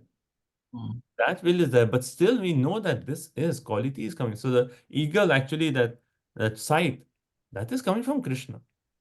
Now for birds, I mean, for animals, we cannot say so much of their free will, whether they're doing it for Krishna or not. But for human beings, any quality we see is given by Krishna. Either we use for Krishna's service, then we progress, or we use it for against Krishna, then we go. But the quality is certainly from Krishna. Right? Yeah. Thank you so much. So, yeah. Ratna, Well, I was thinking to tell Vamsi Gopal Prabhu that this eyesight quality is also from Krishna, because he can see from very far when the gopis are coming, where is milk, butter, pot, everything. So he also has the quality of eagle's eyes. Thank you. Yeah, one last point. Ratna. The jnana turns into vijnana through seva, and I've experienced that we can hear a lot of classes and it just becomes information, but as soon as you have to do some seva, especially if it's like a responsibility and like you're kind of in charge of other people, or you're having to spread Krishna consciousness some way, and then all of a sudden, like, you have to pray, your intensity of prayer becomes more, and then that knowledge becomes like you really look to it as the shelter in that knowledge. So it becomes realized knowledge. Thank you. Very nice point. Very nice point. Right? So our jnana and tapaha plus sadhana becomes vijnana. Practical knowledge Krishna gives us, realization. Thank you. On that note, let's take a quick break. Come back in 5 minutes and continue with this chapter. Hare Krishna.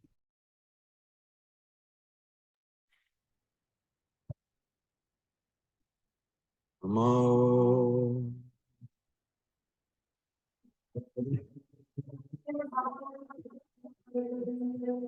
Hare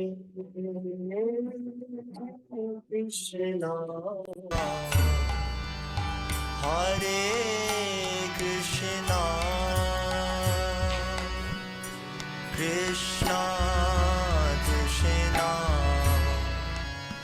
Hare Hare, Hare Rama, Hare Rama, Rama Rama, Hare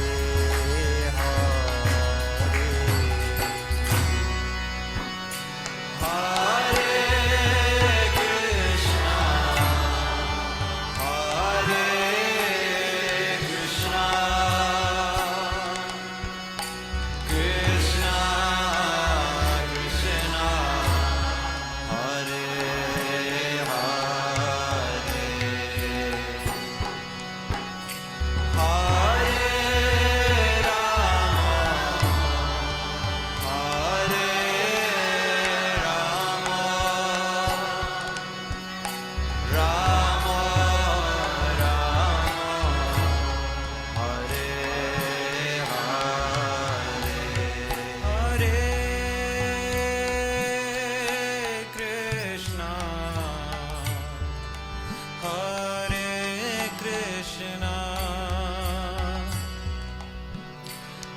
Krishna, Hare Hare, Hare Rama, Hare Rama,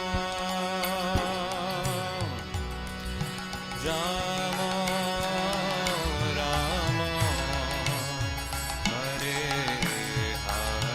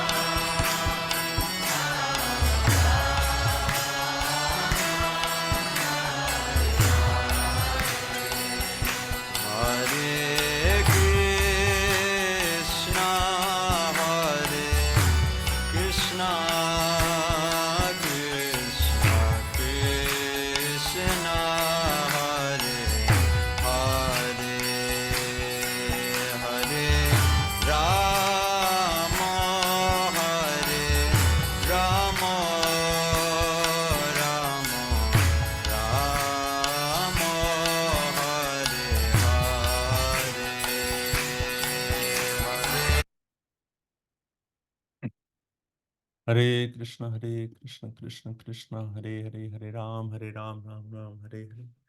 Hare Krishna, Krishna Krishna, Hare Hare, Hare Ram, Ram Ram, Hare Hare. Hare Krishna, everyone, please come back. Let's continue. Text number 10, 3:10:10. Okay, everyone, let's continue. I'm going to read about time. Please be on time. Should I start? Let's start. Okay. Text 10. Vidura uvacha yatata bahurupasya harer adbhuta karmanaha kalakyam lakshanam brahman yata varnaya na prabho. Hare Krishna translation. Vidura inquired from Maitreya, O my Lord, O greatly learned sage, kindly describe eternal time, which is another form of the Lord, of the Supreme Lord, the wonderful actor. What are the symptoms of that eternal time? Please describe them to us in detail. Hare Krishna.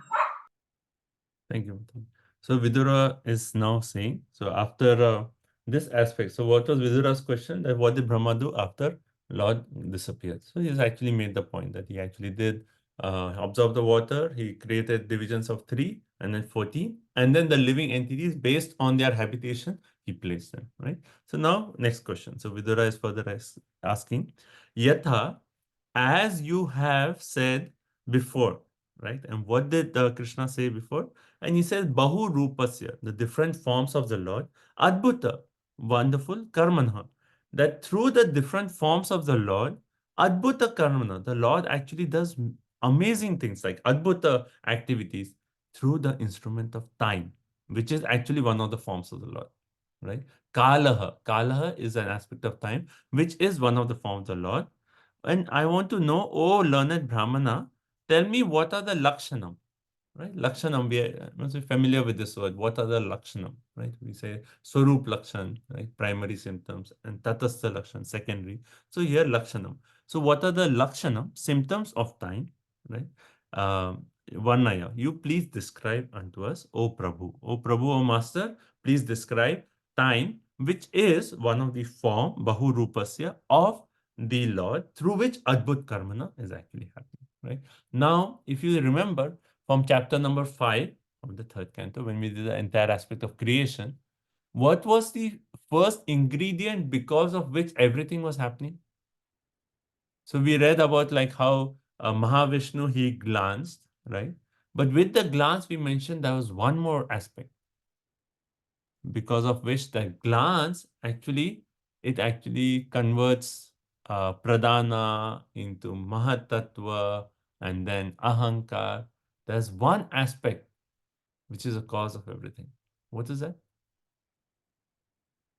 We just read it right here, right? Allah. Time. Time. So even in the chart in 3.5, in that, you remember the creation chart? It was always Kala and glance. Right? So it is because of the aspect of time, the entire creation is taking place. So now Vidura is saying that all the creation, what you're mentioning, it is all because of that time. So I want to know more about the time. Because of time, everything is happening. Okay.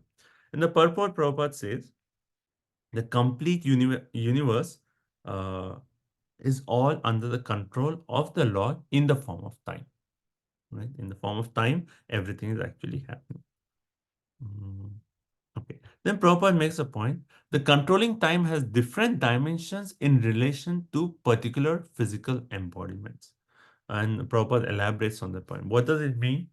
That controlling time has different dimensions in relation to particular physical embodiments. Right?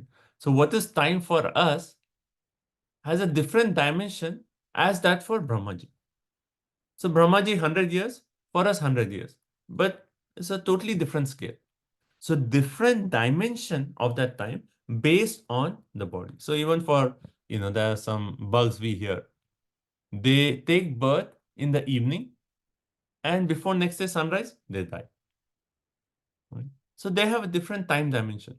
In that, whatever that 8 hours or something, they are actually taking birth, they are growing, they are falling in love with the other opposite sex, they're getting married, producing byproducts. Everything is happening. In the morning, they're dying also. Right? So, and for us, like one day of us compared to Brahma, nothing. Right? So it is all different dimension. And Prabhupada explains this further. And this we are going to read a little bit in this chapter, but more in the next chapter, where he says time is different in terms of atomic dissolution of an atom, universal dissolution of the entire universe. Second comparison, human dissolution of the body, which may be 70, 80 years, or universal dissolution. Right? Then other comparison, he says, the growth, development, and resultant actions all depend on the time factor. Right? So whether you consider whether it's atomic or universal destruction, it's all because of time, but different scales for both. Right? Different dimensions for both. Human annihilation, universal body annihilation. That also different scales, but all that is happening by time. Okay. So now let's see what Maitreya Rishi talks about time. Next level. Maitreyo vacha guna vyatikarakaro nirvishesho pratishtitaha purushastad upadanam atmanam lilayarshijat. Maitreya said, eternal time is the primal source of the interactions of the three modes of material nature. It is unchangeable and limitless, and it works as the instrument of the Supreme Personality of Godhead for his pastimes in the material creation. Hare Krishna. So we are going to read about 8 qualities of time. Right? So 4 are in this verse, 3 in the second, and the verse after has 1 quality. So 8 qualities of time. Okay. So first one is guna vyatikara akara. Okay. So what does that mean? That it is because of time, because of time that we see the interactions of the gunas. Right? So everyone remembers the chart I'm talking about from 3.5? Right? That chart we discussed in 2.5 also. right? Ahankar and ahankar in 3 modes, all those things, right? So all that is actually guna, vyatikara, akara. It is all happening. Interactions of the modes happens only because of time. So time is the source of these interactions of the guna. So that's the first quality of time. Right? And Vishwanath Chakravarti Thakur elaborates on this point and says, time, knowledge of whose nature, akara, arises from the transformation of gunas into Mahatattva, etc. What does that mean? That the reason that we can understand the way we can understand the nature of time. How can we understand time? And here is saying, just by the transformation of the modes into Mahat Tattva, we can understand that time is actually the background of everything. Otherwise, time is, we say, imperceptible. How can you perceive time? Right? Time is moving right now, but where is time? If you talk of any other element, like air, sky, we can see, we can perceive that. Mind, more subtle. We cannot perceive, but we know it is there. Intelligence, more subtle. But time is imperceptible. You cannot perceive it. So only way we can understand is by seeing the transformation. Right?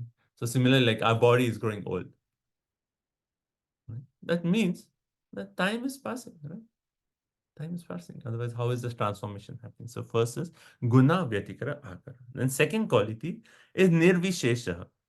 Nirvishesha, it actually means without specific qualities. Right? It is impossible. Like, how can you understand time? It is like without any qualities as such, right? Without specific qualities or without diversity, Prabhupada says. Then third quality, apratishtitaha. That means, does time start at a particular moment or end at a particular moment? No. It is without beginning, without end. It is always there. So what is the difference between time and eternity? Because now we are saying time does not have a beginning, it does not have an end. When we define eternal, which means what? It does not have a beginning, does not have an end. What's the difference between time and eternality?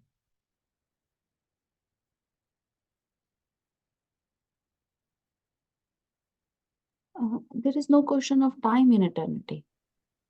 Okay, so how can you say that point? Because from the previous point, that when there is time, then what happens? The transformation of the gunas is happening, right? When you talk of eternal, that is how we say in the spiritual world. Time is inconspicuous by its absence, right? Inconspicuous by its absence. Right? So it is there, but it is, just to assist Radha Krishna's pastime, Ashtakalya Leela and so on. Right? So, how can the difference between eternality and time is, in eternal, there is no time as such, because when we talk of time, we talk of transformation of the moods. Okay? So that is third point, apratishtita. Fourth point, purushaha upadanam. Upadana, we have heard this before. What are the two causes of creation? The material cause and the efficient cause. Efficient cause is upadana. So time is the upadana or the efficient cause of creation of this material world. So that is 4 points. So Prabhupada in this purport, he gives like, it's a little complicated, but let's see. So first sentence Prabhupada says, the impersonal time factor is the background of the material manifestation as the instrument of the Supreme Lord. So why background? Because everything is happening in this material world, right? The changes are happening. Grow, we produce byproducts, we grow old, all that transformation. But the background of everything that this is happening is time. Right? It's all in the background. So it's a background of the material manifestation of time. It is the ingredient of assistance offered to material nature. Because Prakriti will only function when there is time. So it is an assistant to Prakriti so that the transformations can take place. Okay, second point. Right. And we already talked of time. No one knows where it begins, where it ends as the third quality, right? Then further Prabhupada says that this time is also explained by modern men. He quotes Hebrew, like it's not so common that Prabhupada is quoting this Hebrew. He says, God, who at sundry times and in diverse manners spake in time past unto the fathers by the prophets. Like this, I think, from Bible or, the Abrahamic books. But Prabhupada is quoting that. But further, he actually makes a point. Time is astronomically and mathematically calculated in relation to speed, change, and life of a particular object. So we already discussed about this point. Life of a particular object, right? So R is 60, 70 years. Brahma is 100 years. But those are completely different. So time is calculated based on the life of that particular object, right? Factually, however, time has nothing to do with the relativity of things. Rather, everything is shaped and calculated in terms of the facility offered by time. What does this mean? That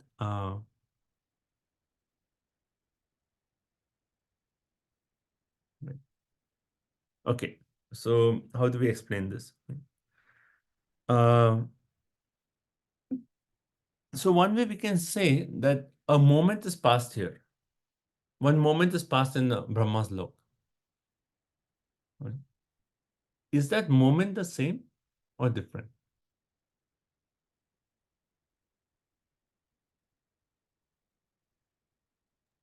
It's different. It's different. Okay. So, see, some moment has passed here and the moment has passed in Brahma. The moment has passed, the time is there in the background. So, even for Brahmaji, there's time in the background. Even for us, there's time in the background. Now, we may say it is different, but why are we saying it is different? Because the change that our body has gone through in that one moment, it is not the same change that Brahma's body has gone through in the same moment. So the point is that it is actually the change of the body that is actually giving the different dimensions of time.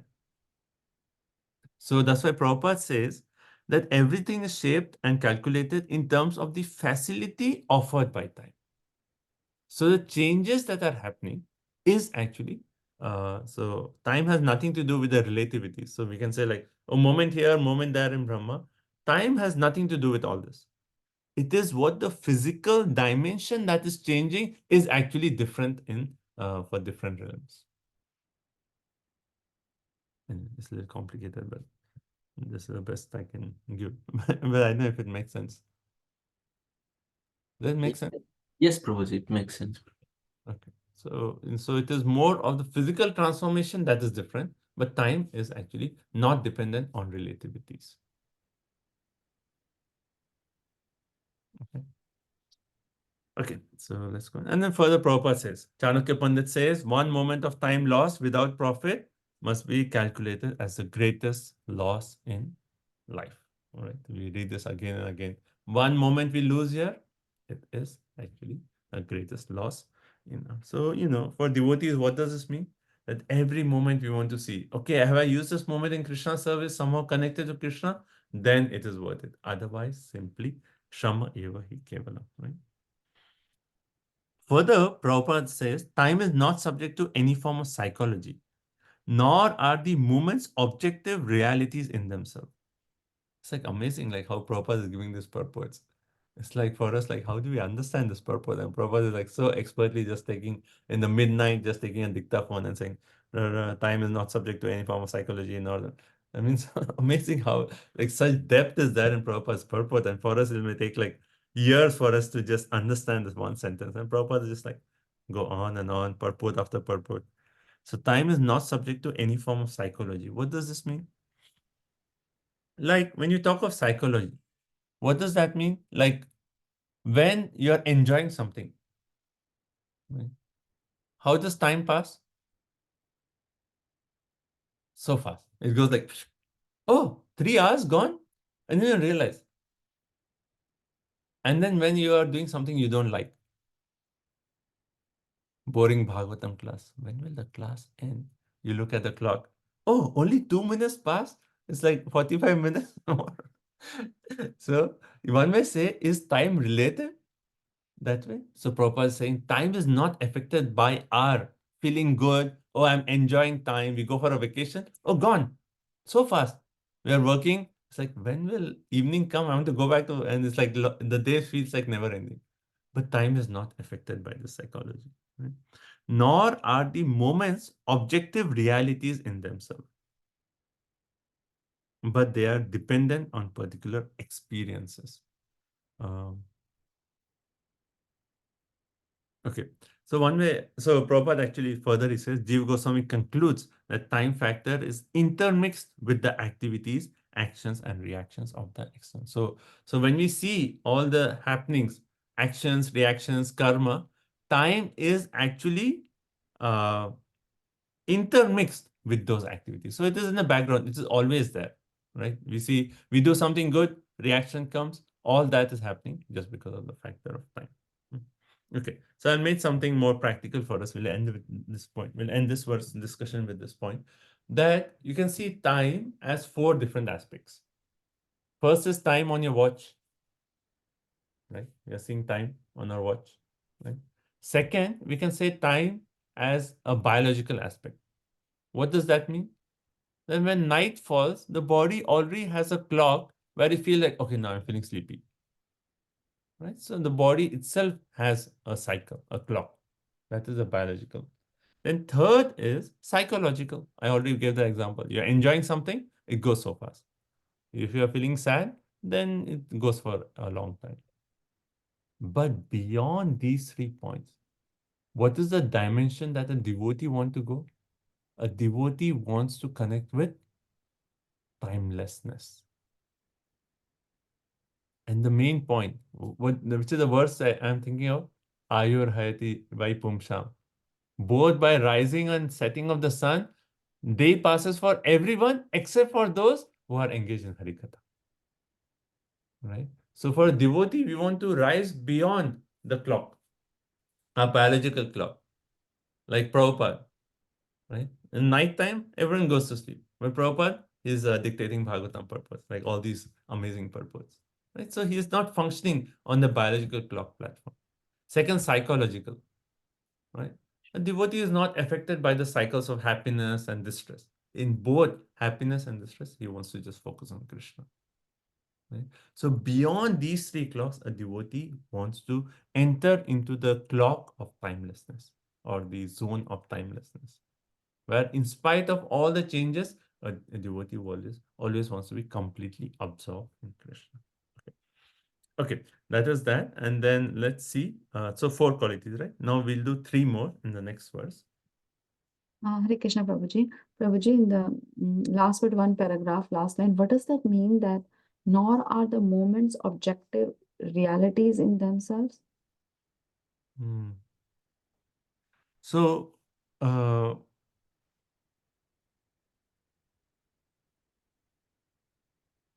okay, so time is not subject to any form of psychology. So that part we explained, right? Good and bad. I mean, you're enjoying happiness, distress, still time is not affected by that. Nor are the moments, so we consider one moment, objective reality in themselves. Okay, one way to understand this, right? In a moment of time, what is happening? Let's say our body is actually going through a certain change, right? But is that a reality? One way how this material world is compared to like a dreamlike state. So one way the changes are happening, but if a soul is actually engaged in devotional service, then it is reality. Otherwise, any transformation on a material nature is not actually objective reality. So that's my understanding how I would explain that point, but maybe someone could explain it slightly different way or have a different understanding of that. But this is my understanding. Thank you, Prabhuji. Okay, text 12. Let's continue. Vishvam vai brahmatatmatram samstitam Vishnumayaya Ishvarena parichinam kalena vyaktamurtina. I think Arundhati Mataji says. This cosmic manifestation is separated from the Supreme Lord as material energy by means of Kala, which is the unmanifested, impersonal feature of the Lord. It is situated as the objective manifestation of the Lord under the influence of the same material energy of Vishnu. So 3 qualities. So you got the 4 qualities from the previous verse? Everyone? So 3 more qualities. Now it says Vishwam Parichinnam. So next quality, quality number 5 is Vishwam Parichinnam. Means Vishwam means the world. The cosmic world is separated, Parichinnam, from the Lord. By what? Kala. Right? So again, going back to the point I just made. A devotee is what? He enters into a zone of timelessness. That means what? As long as we are subjected to time, we are actually one way separated from the Lord. So this material world is separated from the Lord by the aspect of time. Because in the Lord's domain, there is no time. It is eternality. So as soon as we talk of time, it is a material world, right? So that's one. Then second, Avyakta Murtina. Avyakta Murtina, we already discussed. Avyakta Murtina means this is the unmanifested impersonal feature of the time. Like when the glance came in, that time the Kal was already there. So it is a manifestation of the Lord, but it is like kind of the impersonal manifestation of the Lord, right? It's there in the background. This is number 6. Number 7, Brahma Tat Matram. That this time is objective manifestation or representative of the Lord. It's a representation of the Lord, right? And then Vishnu Maya, which is actually working under the will of the Lord. Which is a verse in Bhagavad Gita where we know that time is working under the direction of the Lord. Maya Dakshina Prakriti Priyate Sacharacharam. Okay, Maya Dakshina Prakriti. Okay, there we can say the Prakriti is under the direction or the vision of the Lord. But where it's more specific, like Krishna says, time. Kalosmi. Kalosmi, right? So in 11th chapter, we see Krishna says, Kalosmi Lokashaya Krita Pravido. The time I am, the great destroyer of the worlds. So because of time, the material world is changing. It is going to be destroyed just because of time. And Krishna says, I am that time. And even in 10th chapter, Bhagavad Gita, if you see text number 30 and 33. Text 30, what does Krishna say? This is in a section where Krishna talks of vibhutis, right? 84 vibhutis are there. So in that one of them, he said, Kala kalayatam aham. That of all kinds of kalayatam, subduers, I am time. Because time is going to subdue everyone. And then in 33, again, he actually makes the point. He says, Aham evakshayo kala. I am time, but what kind of time? Evakshayaha. That means inexhaustible time. Right? Time cannot be limitless time. So again, we see the same qualities even in Bhagavad Gita 10:30, 33, and 11:32. So Prabhupada elaborates on this point in the purport that how the Supreme Personality of Godhead and this material world is one way the same. Yet it is separated, it is different. And what is that thing that is making it different? It is time. So Prabhupada said, Supreme Personality of God is himself the cosmos, but appears something else because it's separated from the Lord by means of time. Everyone with me? Is now time feeling like, oh, why is time passing so slow? Sorry, Prabhuji, please repeat the 3 more qualities that we are learning in this verse. I got one, Avyakt Murtina, unmanifested impersonal feature, that's 6th. 5th one you got, Vishwam Parichinnam. That is 5th. 6th is Avyakta Murtina. And 7th is Brahma Tat Matram. That this time is representative of the Lord. Right? And we quoted verses from Bhagavad Gita to elaborate on this point. Vrindavan Mataji, it is there in the Subodhini, the Yes, little one. Subodhini, you can follow Subodhini. Yeah. Right? Okay. Now, Prabhupada gives a wonderful example here. He says, just, okay, let me finish this. And then Okay, sure. Sorry. So, Prabhupada gives wonderful example. He says, like a tape recorded voice. When you're hearing someone's recorded voice, is the person there? No. Yes and no. Yes and no, right? Because the person recorded it, but time has made it in such a way that now we are hearing the voice, but it's separated from the person. Similarly, it's such an excellent example. Similarly, this material world is created by the Lord, but right now it is separated from the Lord by the aspect of time. Right? So this cosmos is the Lord, but it is separated from the Lord because of the aspect of time. Just like a voice recorded, and then you're hearing the recording afterwards. Okay. Okay. We'll just do one more and then I'll take questions because there's a eighth aspect of time. So text 13. Yate danim tathagre cha pashchat apyetat idrisham.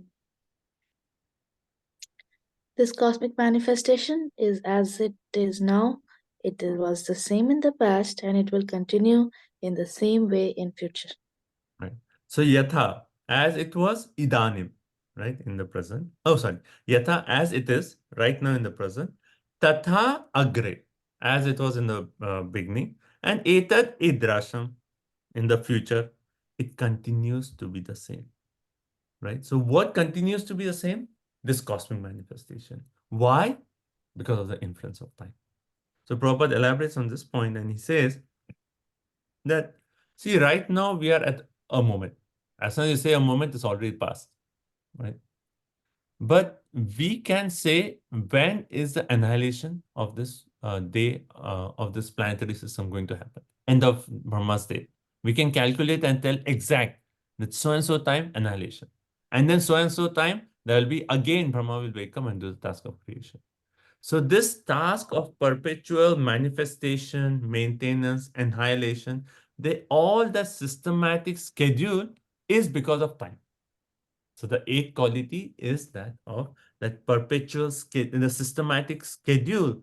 That time is perpetual, eternal. This because of the time, this material world is going through a cycle and it is so frequent that it appears that it is endless and it is uninterrupted. So that is all because of the manifestation of time. So Prabhupada quotes Bhagavad Gita 9.8. Bhuta gramam ivam krishnam avasham prakrite vasat. Right? So it is again and again, this world is created, maintained, annihilated. All that is happening because of the influence of time. Right? Okay. So these are the qualities of time.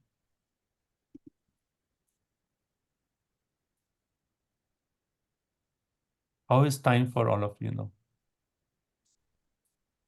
That's good.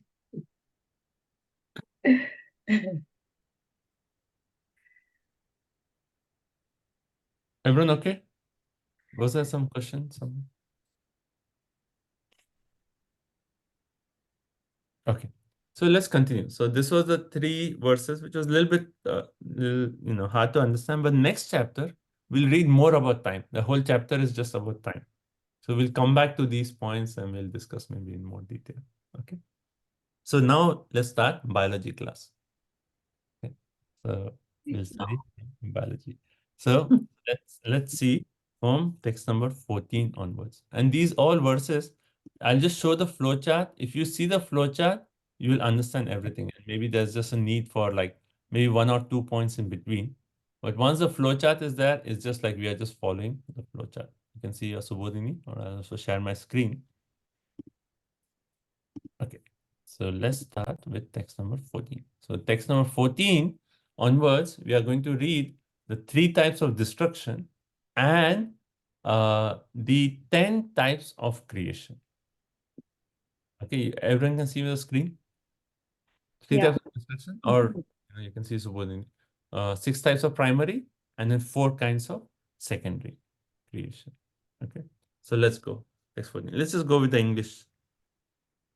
Oh, maybe let's do Sanskrit. Let's continue Sanskrit. Go ahead. Sargo navavidastasya prakrito vaikritastu yah kala dravya gunar asya trivida pratisankramaha.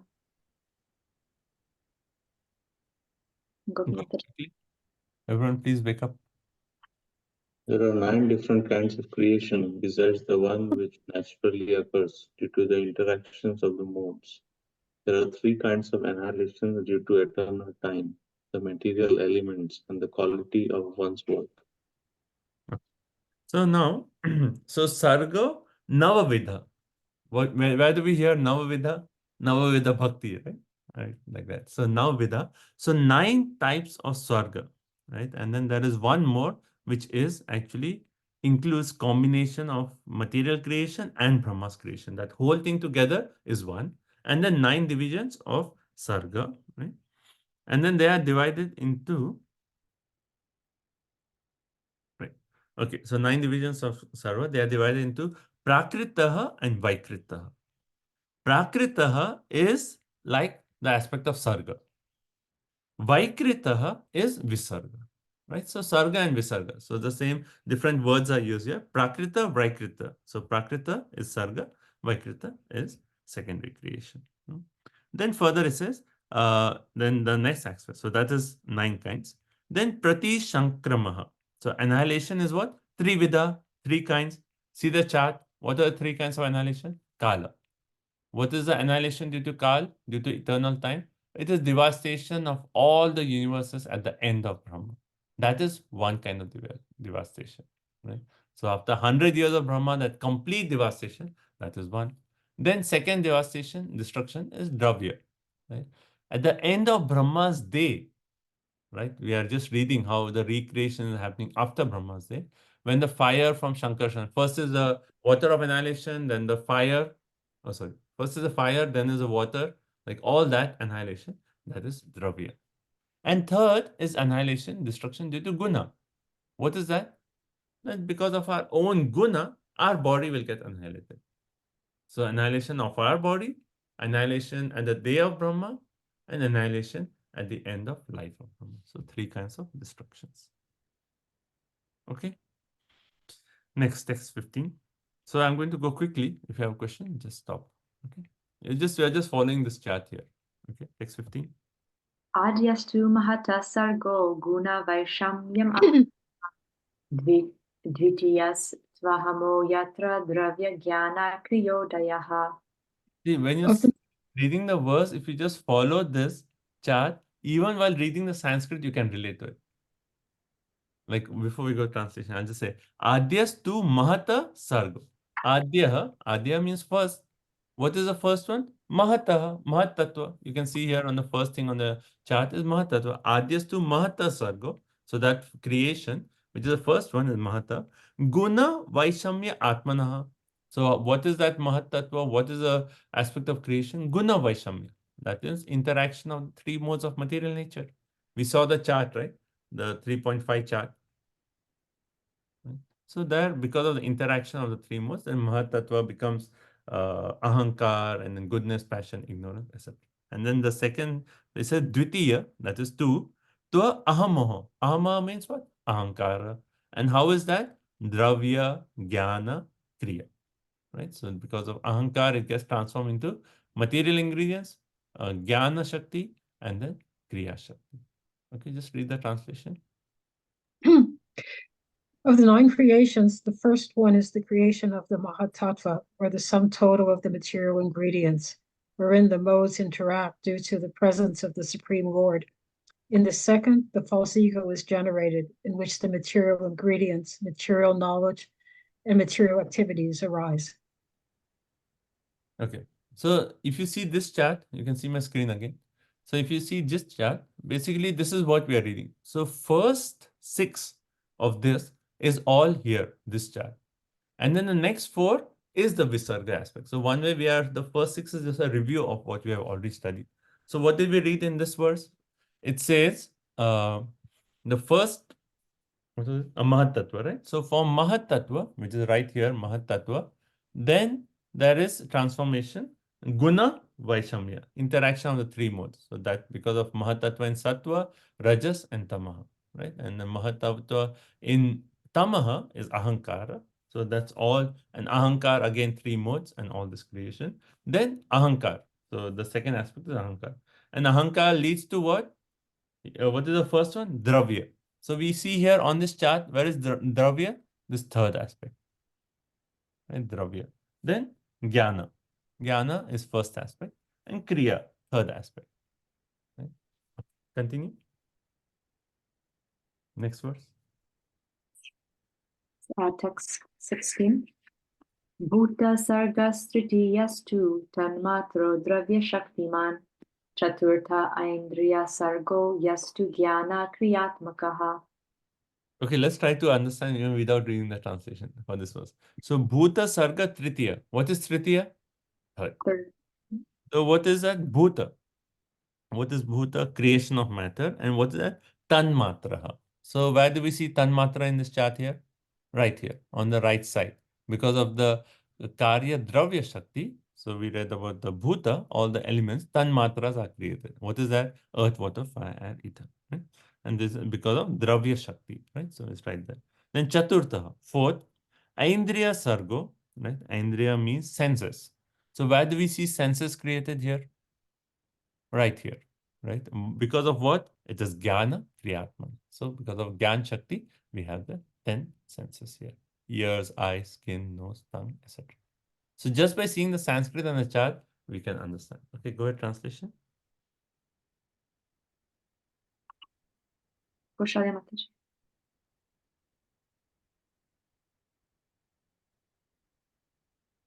Okay, please go ahead quickly. Who's next? Should I read it? Yeah.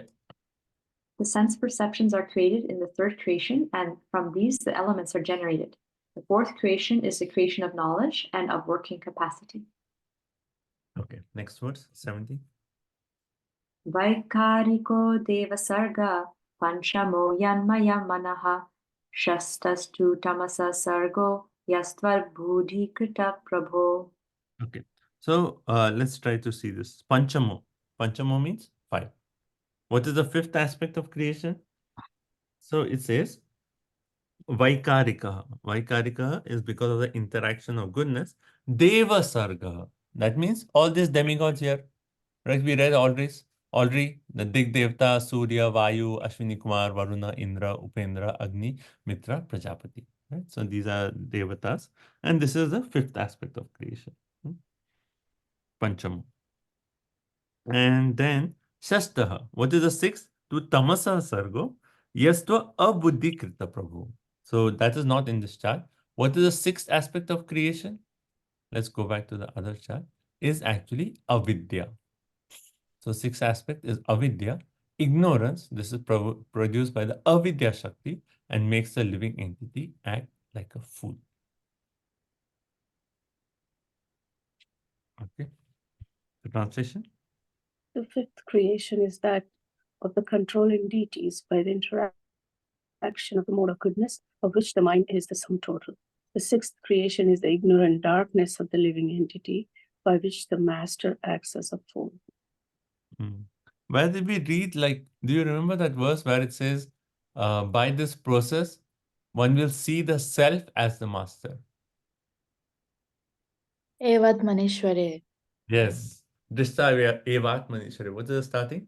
Vidyate hridaya grantis chinnate sarva samshaya shiyante chasya karmani drishta evat manishware. By this process, the knot in the heart will be actually cut off and one will see the self as the master. So basically this avidya shakti is what makes the living entity, though he is the Prabhu, it will make it act like a master. So Prabhupada in purport, he actually says, Vishnu Bhakta Smrito Daiva Asura Tad Viparya. Normally when we talk of Asura, what do we think of? We think of Asuras like Kamsa or someone like powerful, ugly looking or, But here, what is the definition of Asura? Vishnu Bhakta Smrito Daiva. So those who are demigods, they are devotees of the Lord, Vishnu Bhakta. Who is a Asura? Tad Viparya. So even a person who is not a devotee of the Lord, that is an asura. It's not an asura has to be someone like Kamsa, ugly looking with horns. Asura definition is one who is against devotional service to the Lord. And then further it says, Prabhupada makes a point, the asuras are mainly in the mode of passion and ignorance. And then demigods, they are departmental heads or assistants of the Lord. And then, okay. The next part of the purport, Prabhupada talks of this. Maya has 3 conditions. Okay. First condition of Maya is Pradhan. Pradhan in the sense that how Mahat Tattva is actually transformed all the way to earth. That is the aspect of Pradhan.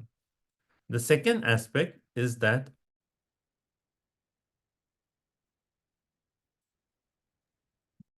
Same thing happened to me. okay. Okay. So everyone can hear me okay now? Yeah. Okay. Some problem with the internet. Okay. So Maya has three conditions. One is Pradhan. That is the transformation what we saw in the chart, coming from Mahat Tattva, Pradhan, all the way to the Tanmatras, right? And is that creation real or false? Real. We have already discussed. It is real. But second aspect is avidya. So Pradhan, avidya, and vidya are three aspects. So Prabhupada mentions this in the purport. Avidya is what? Avidya is the aspect that bewilders the living entity. And there are 5 kinds of avidya. Prabhupada mentions at the end of the purport, which we'll discuss in the next chapters. Attachment, hatred, pride, ignorance, and false identification. So avidya, asmita, raga, dvesha, and abhinivesha. These are 5 kinds. Will come in the later chapter also. But this is avidya. Is this real or unreal?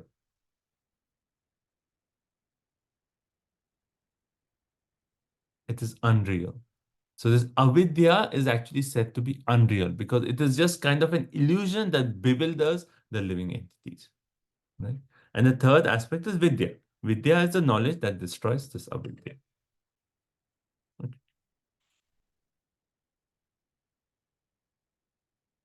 Okay, so 3 aspects of Maya: Pradhan, which is the real creation; avidya, which is not real; and vidya is the knowledge that actually destroys the avidya, right? And all jivas, we are covered by the mode of darkness.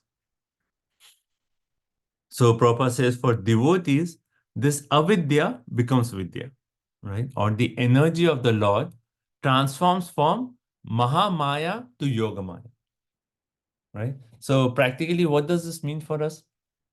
So where are we right now? We are in the kingdom of Maya. We are under the influence of Mahamaya.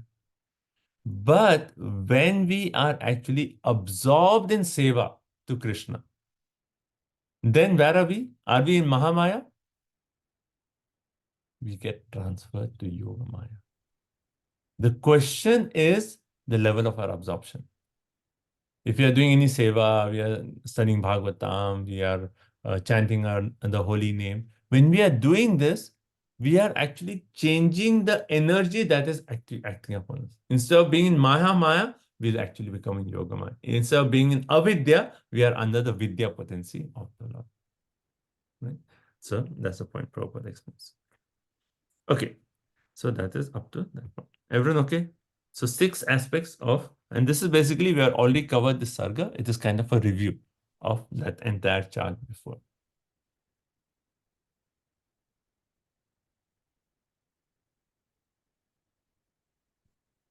Everyone is so quiet, so I don't know if you are with me or... Prabhuji, I just want a clarification here.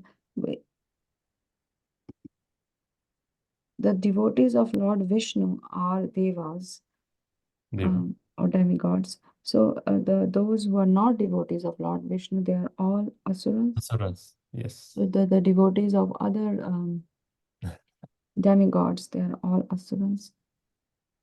Yeah, to a certain level, yes. Unless someone is... See, if they are against the worship of Krishna, then they are asuras. Some demigods worshippers may not be like totally against the worship of Krishna. They may say, okay, I don't have, out of ignorance or lack of knowledge, they may be worshipping, demigods and Krishna as the same.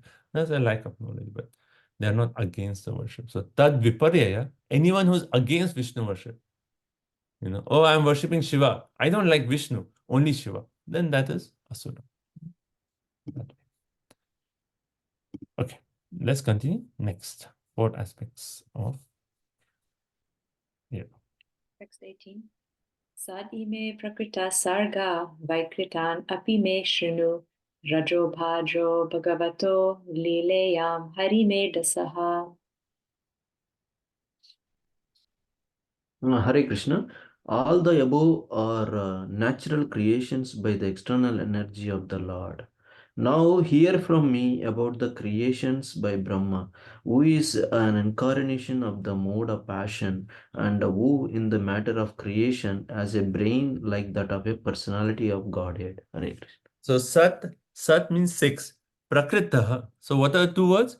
Prakritaha and Vaikritaha. So Prakritaha, yeah. So Prakrita means the primary creation. Vaikrita means secondary creation. Okay. So you have already heard about the six aspects of primary creation, and these are creations from the Maya Shakti of the Lord. Now hear about the transformations which are done by Brahma. Who is Brahma? Rajaha Bhajaha. Rajaha Bhajaha means who is in charge of the mode of passion. Now hear about these four aspects of creation, right? So now this is what we are going to discuss in the next few verses. Okay. So let's just go with the English translations, maybe. Okay. I think we missed Partana Mataji and Priyanka Mataji. 19th, Mataji. Yeah, 19.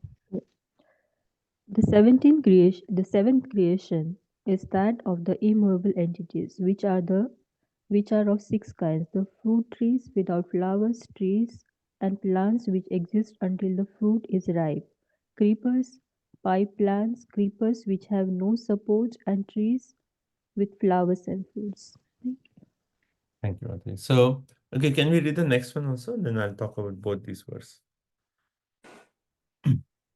Hare Krishna.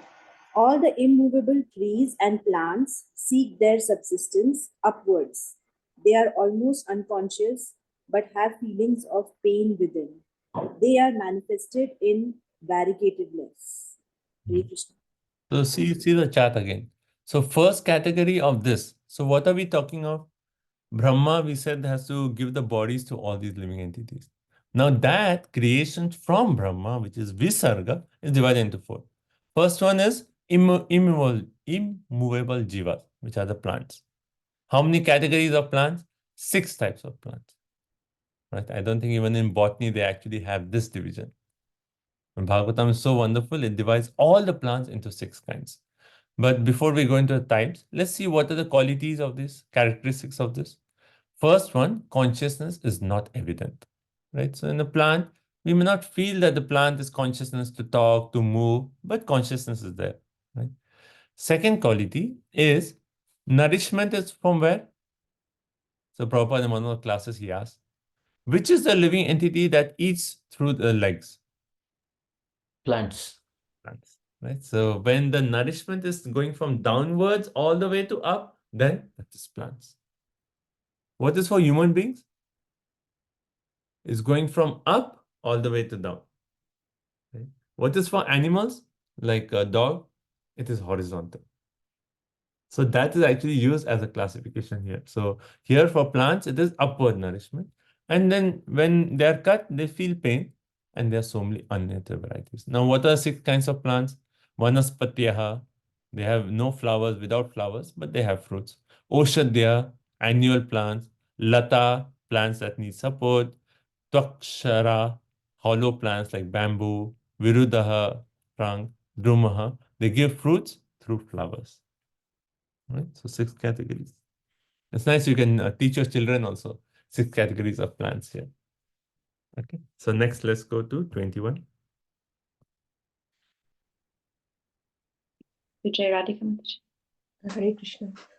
The eighth creation is that of the lower species of life, and they are of different varieties, numbering 28. They are all extensively foolish and ignorant. They know their desirables by smell, but are unable to remember anything within the heart. Hare Krishna. And now we are reading of after plants. The next is lower species animals. In that, what is the nature of that? As I already mentioned, how do they get their food? Their nourishment is horizontal, right? Like a dog, right?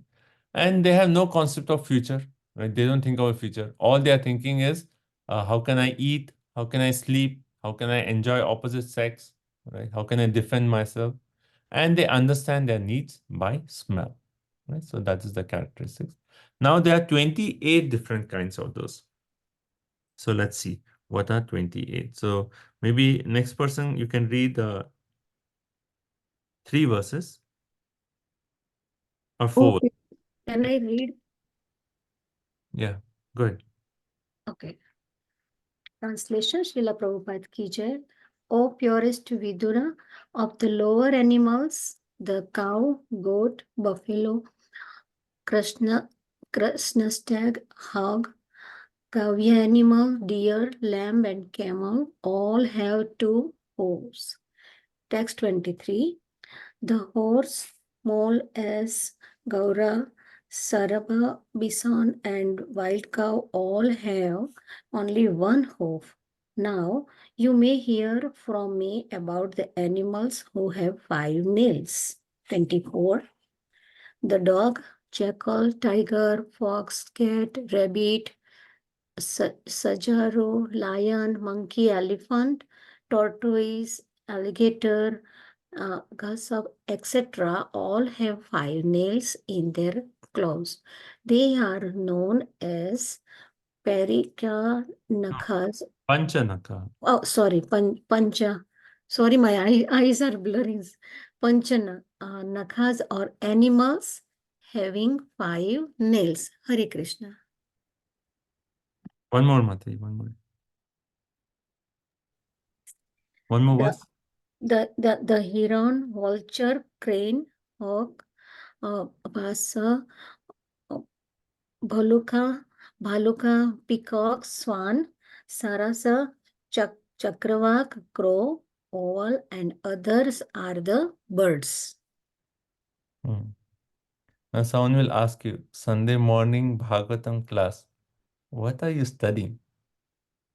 What are the different kinds of like animals, different kinds of birds, right? So, but this is the entire aspect of creation. So you see 28 types. So first verse talked of 2 hooves. Like I don't know if you have seen, but some of the animals, they have if you see their feet or their legs at the bottom, they have 2 hooves. Some of them have 1 hoof. Some of them are 5 clawed, 5 nailed. And then there are the birds, right? So these actually define 28 different types. Okay, so we'll stop here. But the other category is human beings and devatas. And it is simple, but it's already 43. Okay, let's go ahead. We'll just read 26. We'll go ahead. I'll just touch upon this again, maybe next class. But let's just read 4 more verses. 26. The creation of the human beings who are of one species only and who stock their eatables in the belly is the 9th in the rotation. In the human race, the mode of passion is very prominent. Humans are always busy in the midst of miserable life, but they think themselves happy in all respects. Oh, good Vidura, these last 3 creations of the creations of demigods, the 10th creation, are Vikrata creations, which are different from the previously described Prakriti creations. The appearance of the Kumaras is both. One minute. Just 1 point. We can continue. So now we have come to human beings. What are the characteristics of humans? We already talked of downward nourishment. They eat from top and nourishment is downward. And then they are passionate, rajaha, right? They're dedicated to work. And in spite of all the distress, they think, oh, we are happy, right? So there's only one kind, that is the human beings. And then the next verse is saying 27, that these last 3 creations and the creation of demigods. So everything that we are seeing on my screen, plants, animals, human beings, devatas. All these 4 are actually Vaikrita or Visarga, and then remaining 6 are Sarga creations. Now 28, 29, we'll have the list of the demigods. So what we are seeing right here on the chart, Vibhuta, Devata, Pitra. Okay, go ahead. Vrindavan Vilasan. The creation of the demigods is of 8 varieties. The demigods, the forefathers, the asuras or demons, the gandharvas and apsaras or angels, the yakshas and rakshasas, the siddhas, charnas and vidyadharas, the bhutas, pritash and pishachas, the superhuman beings, celestial singers, etc. All are created by Brahma, the creator of the universe. Now I shall describe. Go ahead. Yeah, Now I shall describe the descendants of the Manus. They created Brahma as the incarnation of the passion, mode of the personality of Godhead, creates the universal affairs with unfailing desires in every millennium by the force of the Lord's energy. Hare Krishna. Okay, so basically here, devatas, we read the list of 8 categories of the devatas. And this is basically Prakrita, Sarga, and Vaikrita Visarga creation. Right? So the last verse I'll talk a little bit more in the next class. And if there are any questions in the last part, we can just go through. Okay, so everyone is now expert in biology. What are the classifications of plants, animals? So Prabhu, here it is saying the Prakritas are the ones who have been created by the Lord. So the demigods and human beings forms are created by the Lord, whereas No. Prakrita, right? No. Prakrita is the previous chapter, six creation. So it's like Sarga and Visarga. Oh, So oh, the previous page, when it talks of the six types of primary, that is Prakrita. And so that is like Mahatattva, Ahankar, and all that. Pradhan. Okay. And then the four that we read about plants, animals, human beings, demigods, that is Vaikrita or Visarga. So Brahmaji is when Brahmaji does this transformation, that is Visarga or Vaikrita. Okay. So now when we see a plant, we can actually say, oh, Bhagavatam, 3rd canto, 10th chapter, it says this is of this category. Or you see an animal and you can say whether it's one hoofed, single hoofed, or double hoofed. Let's not try doing that, bro. Finding the hoof of animals. Can get kicked on the chest. But you know, what's the point of Bhagavatam? We see all this and say, oh, this is just an aspect of creation of the Lord. Right? So we try to remember the Lord through the entire aspect of creation. Okay, so stop here. Yeah, Hare Krishna Prabhuji. It says like Tasmat Sarveshu Kaleshu Mamus Swaram Yudhyacha Mayir Pita Monobuddhi Mame Vashya Sasanshaya. So Kal time, I mean, so that's why each and every moment we have to remember Lord Krishna and do devotional service. At all times, Sarveshu Kaleshu, we remember the Lord. Yes. Thank you. Okay, anything else before we stop? I was thinking Radhika Raman Prabhu and his brother, their whole schooling was Bhagavatam. You can get everything in Bhagavatam, like biology class and science class. And also we did a time class on time, right? In the class on time, we did a class on biology, everything we did. Astrophysics. Astrophysics. One chapter, we have so many topics. Prabhuji, I really like the point that to the degree we are absorbed in Krishna's service, we can go from the influence of Mahamaya to Yogamaya. Nice, very nice. We enter into the zone of timelessness. Okay. Anything else? I will stop here. Prabhuji, like one question, Prabhuji, sorry. Like in eternal world, if there is no time, how does Krishna do different pastimes? Like what time to what time? How can we understand that? See, that's what I said, right? Time is actually conspicuous by its nature. That means it is no time actually. Time is not causing the bodies to grow old, but the sense of time is there. That's why it's like, oh, morning time. Oh, Krishna means I have to go back home. Mother Yashoda is going to wake me up. So the conception is there. So that's why I mentioned that Ashtakalya, there are 8 different pastimes that take place during the time of the day.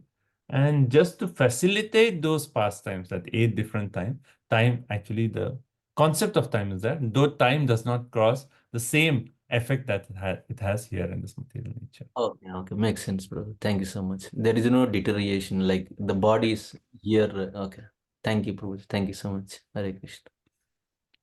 Dhanavad Pranam. Thank you so much, Prabhuji. Thank you so much. We'll stop here. Granthara Srimad Bhagavatam ki jai, Srila Prabhupada ki jai, Jai. Kripa Sindhu Patitanam Pavanebhyo Vaishnavyo. Vaishnavibhyo Namo.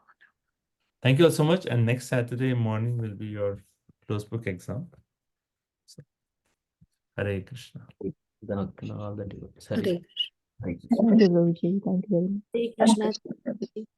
Hare Thank you Krishna. everyone for joining. Thank you for your association. Hare Krishna. Thank you, Hare Krishna. Hare Krishna, Prabhuji. Thank you so much. Thank you.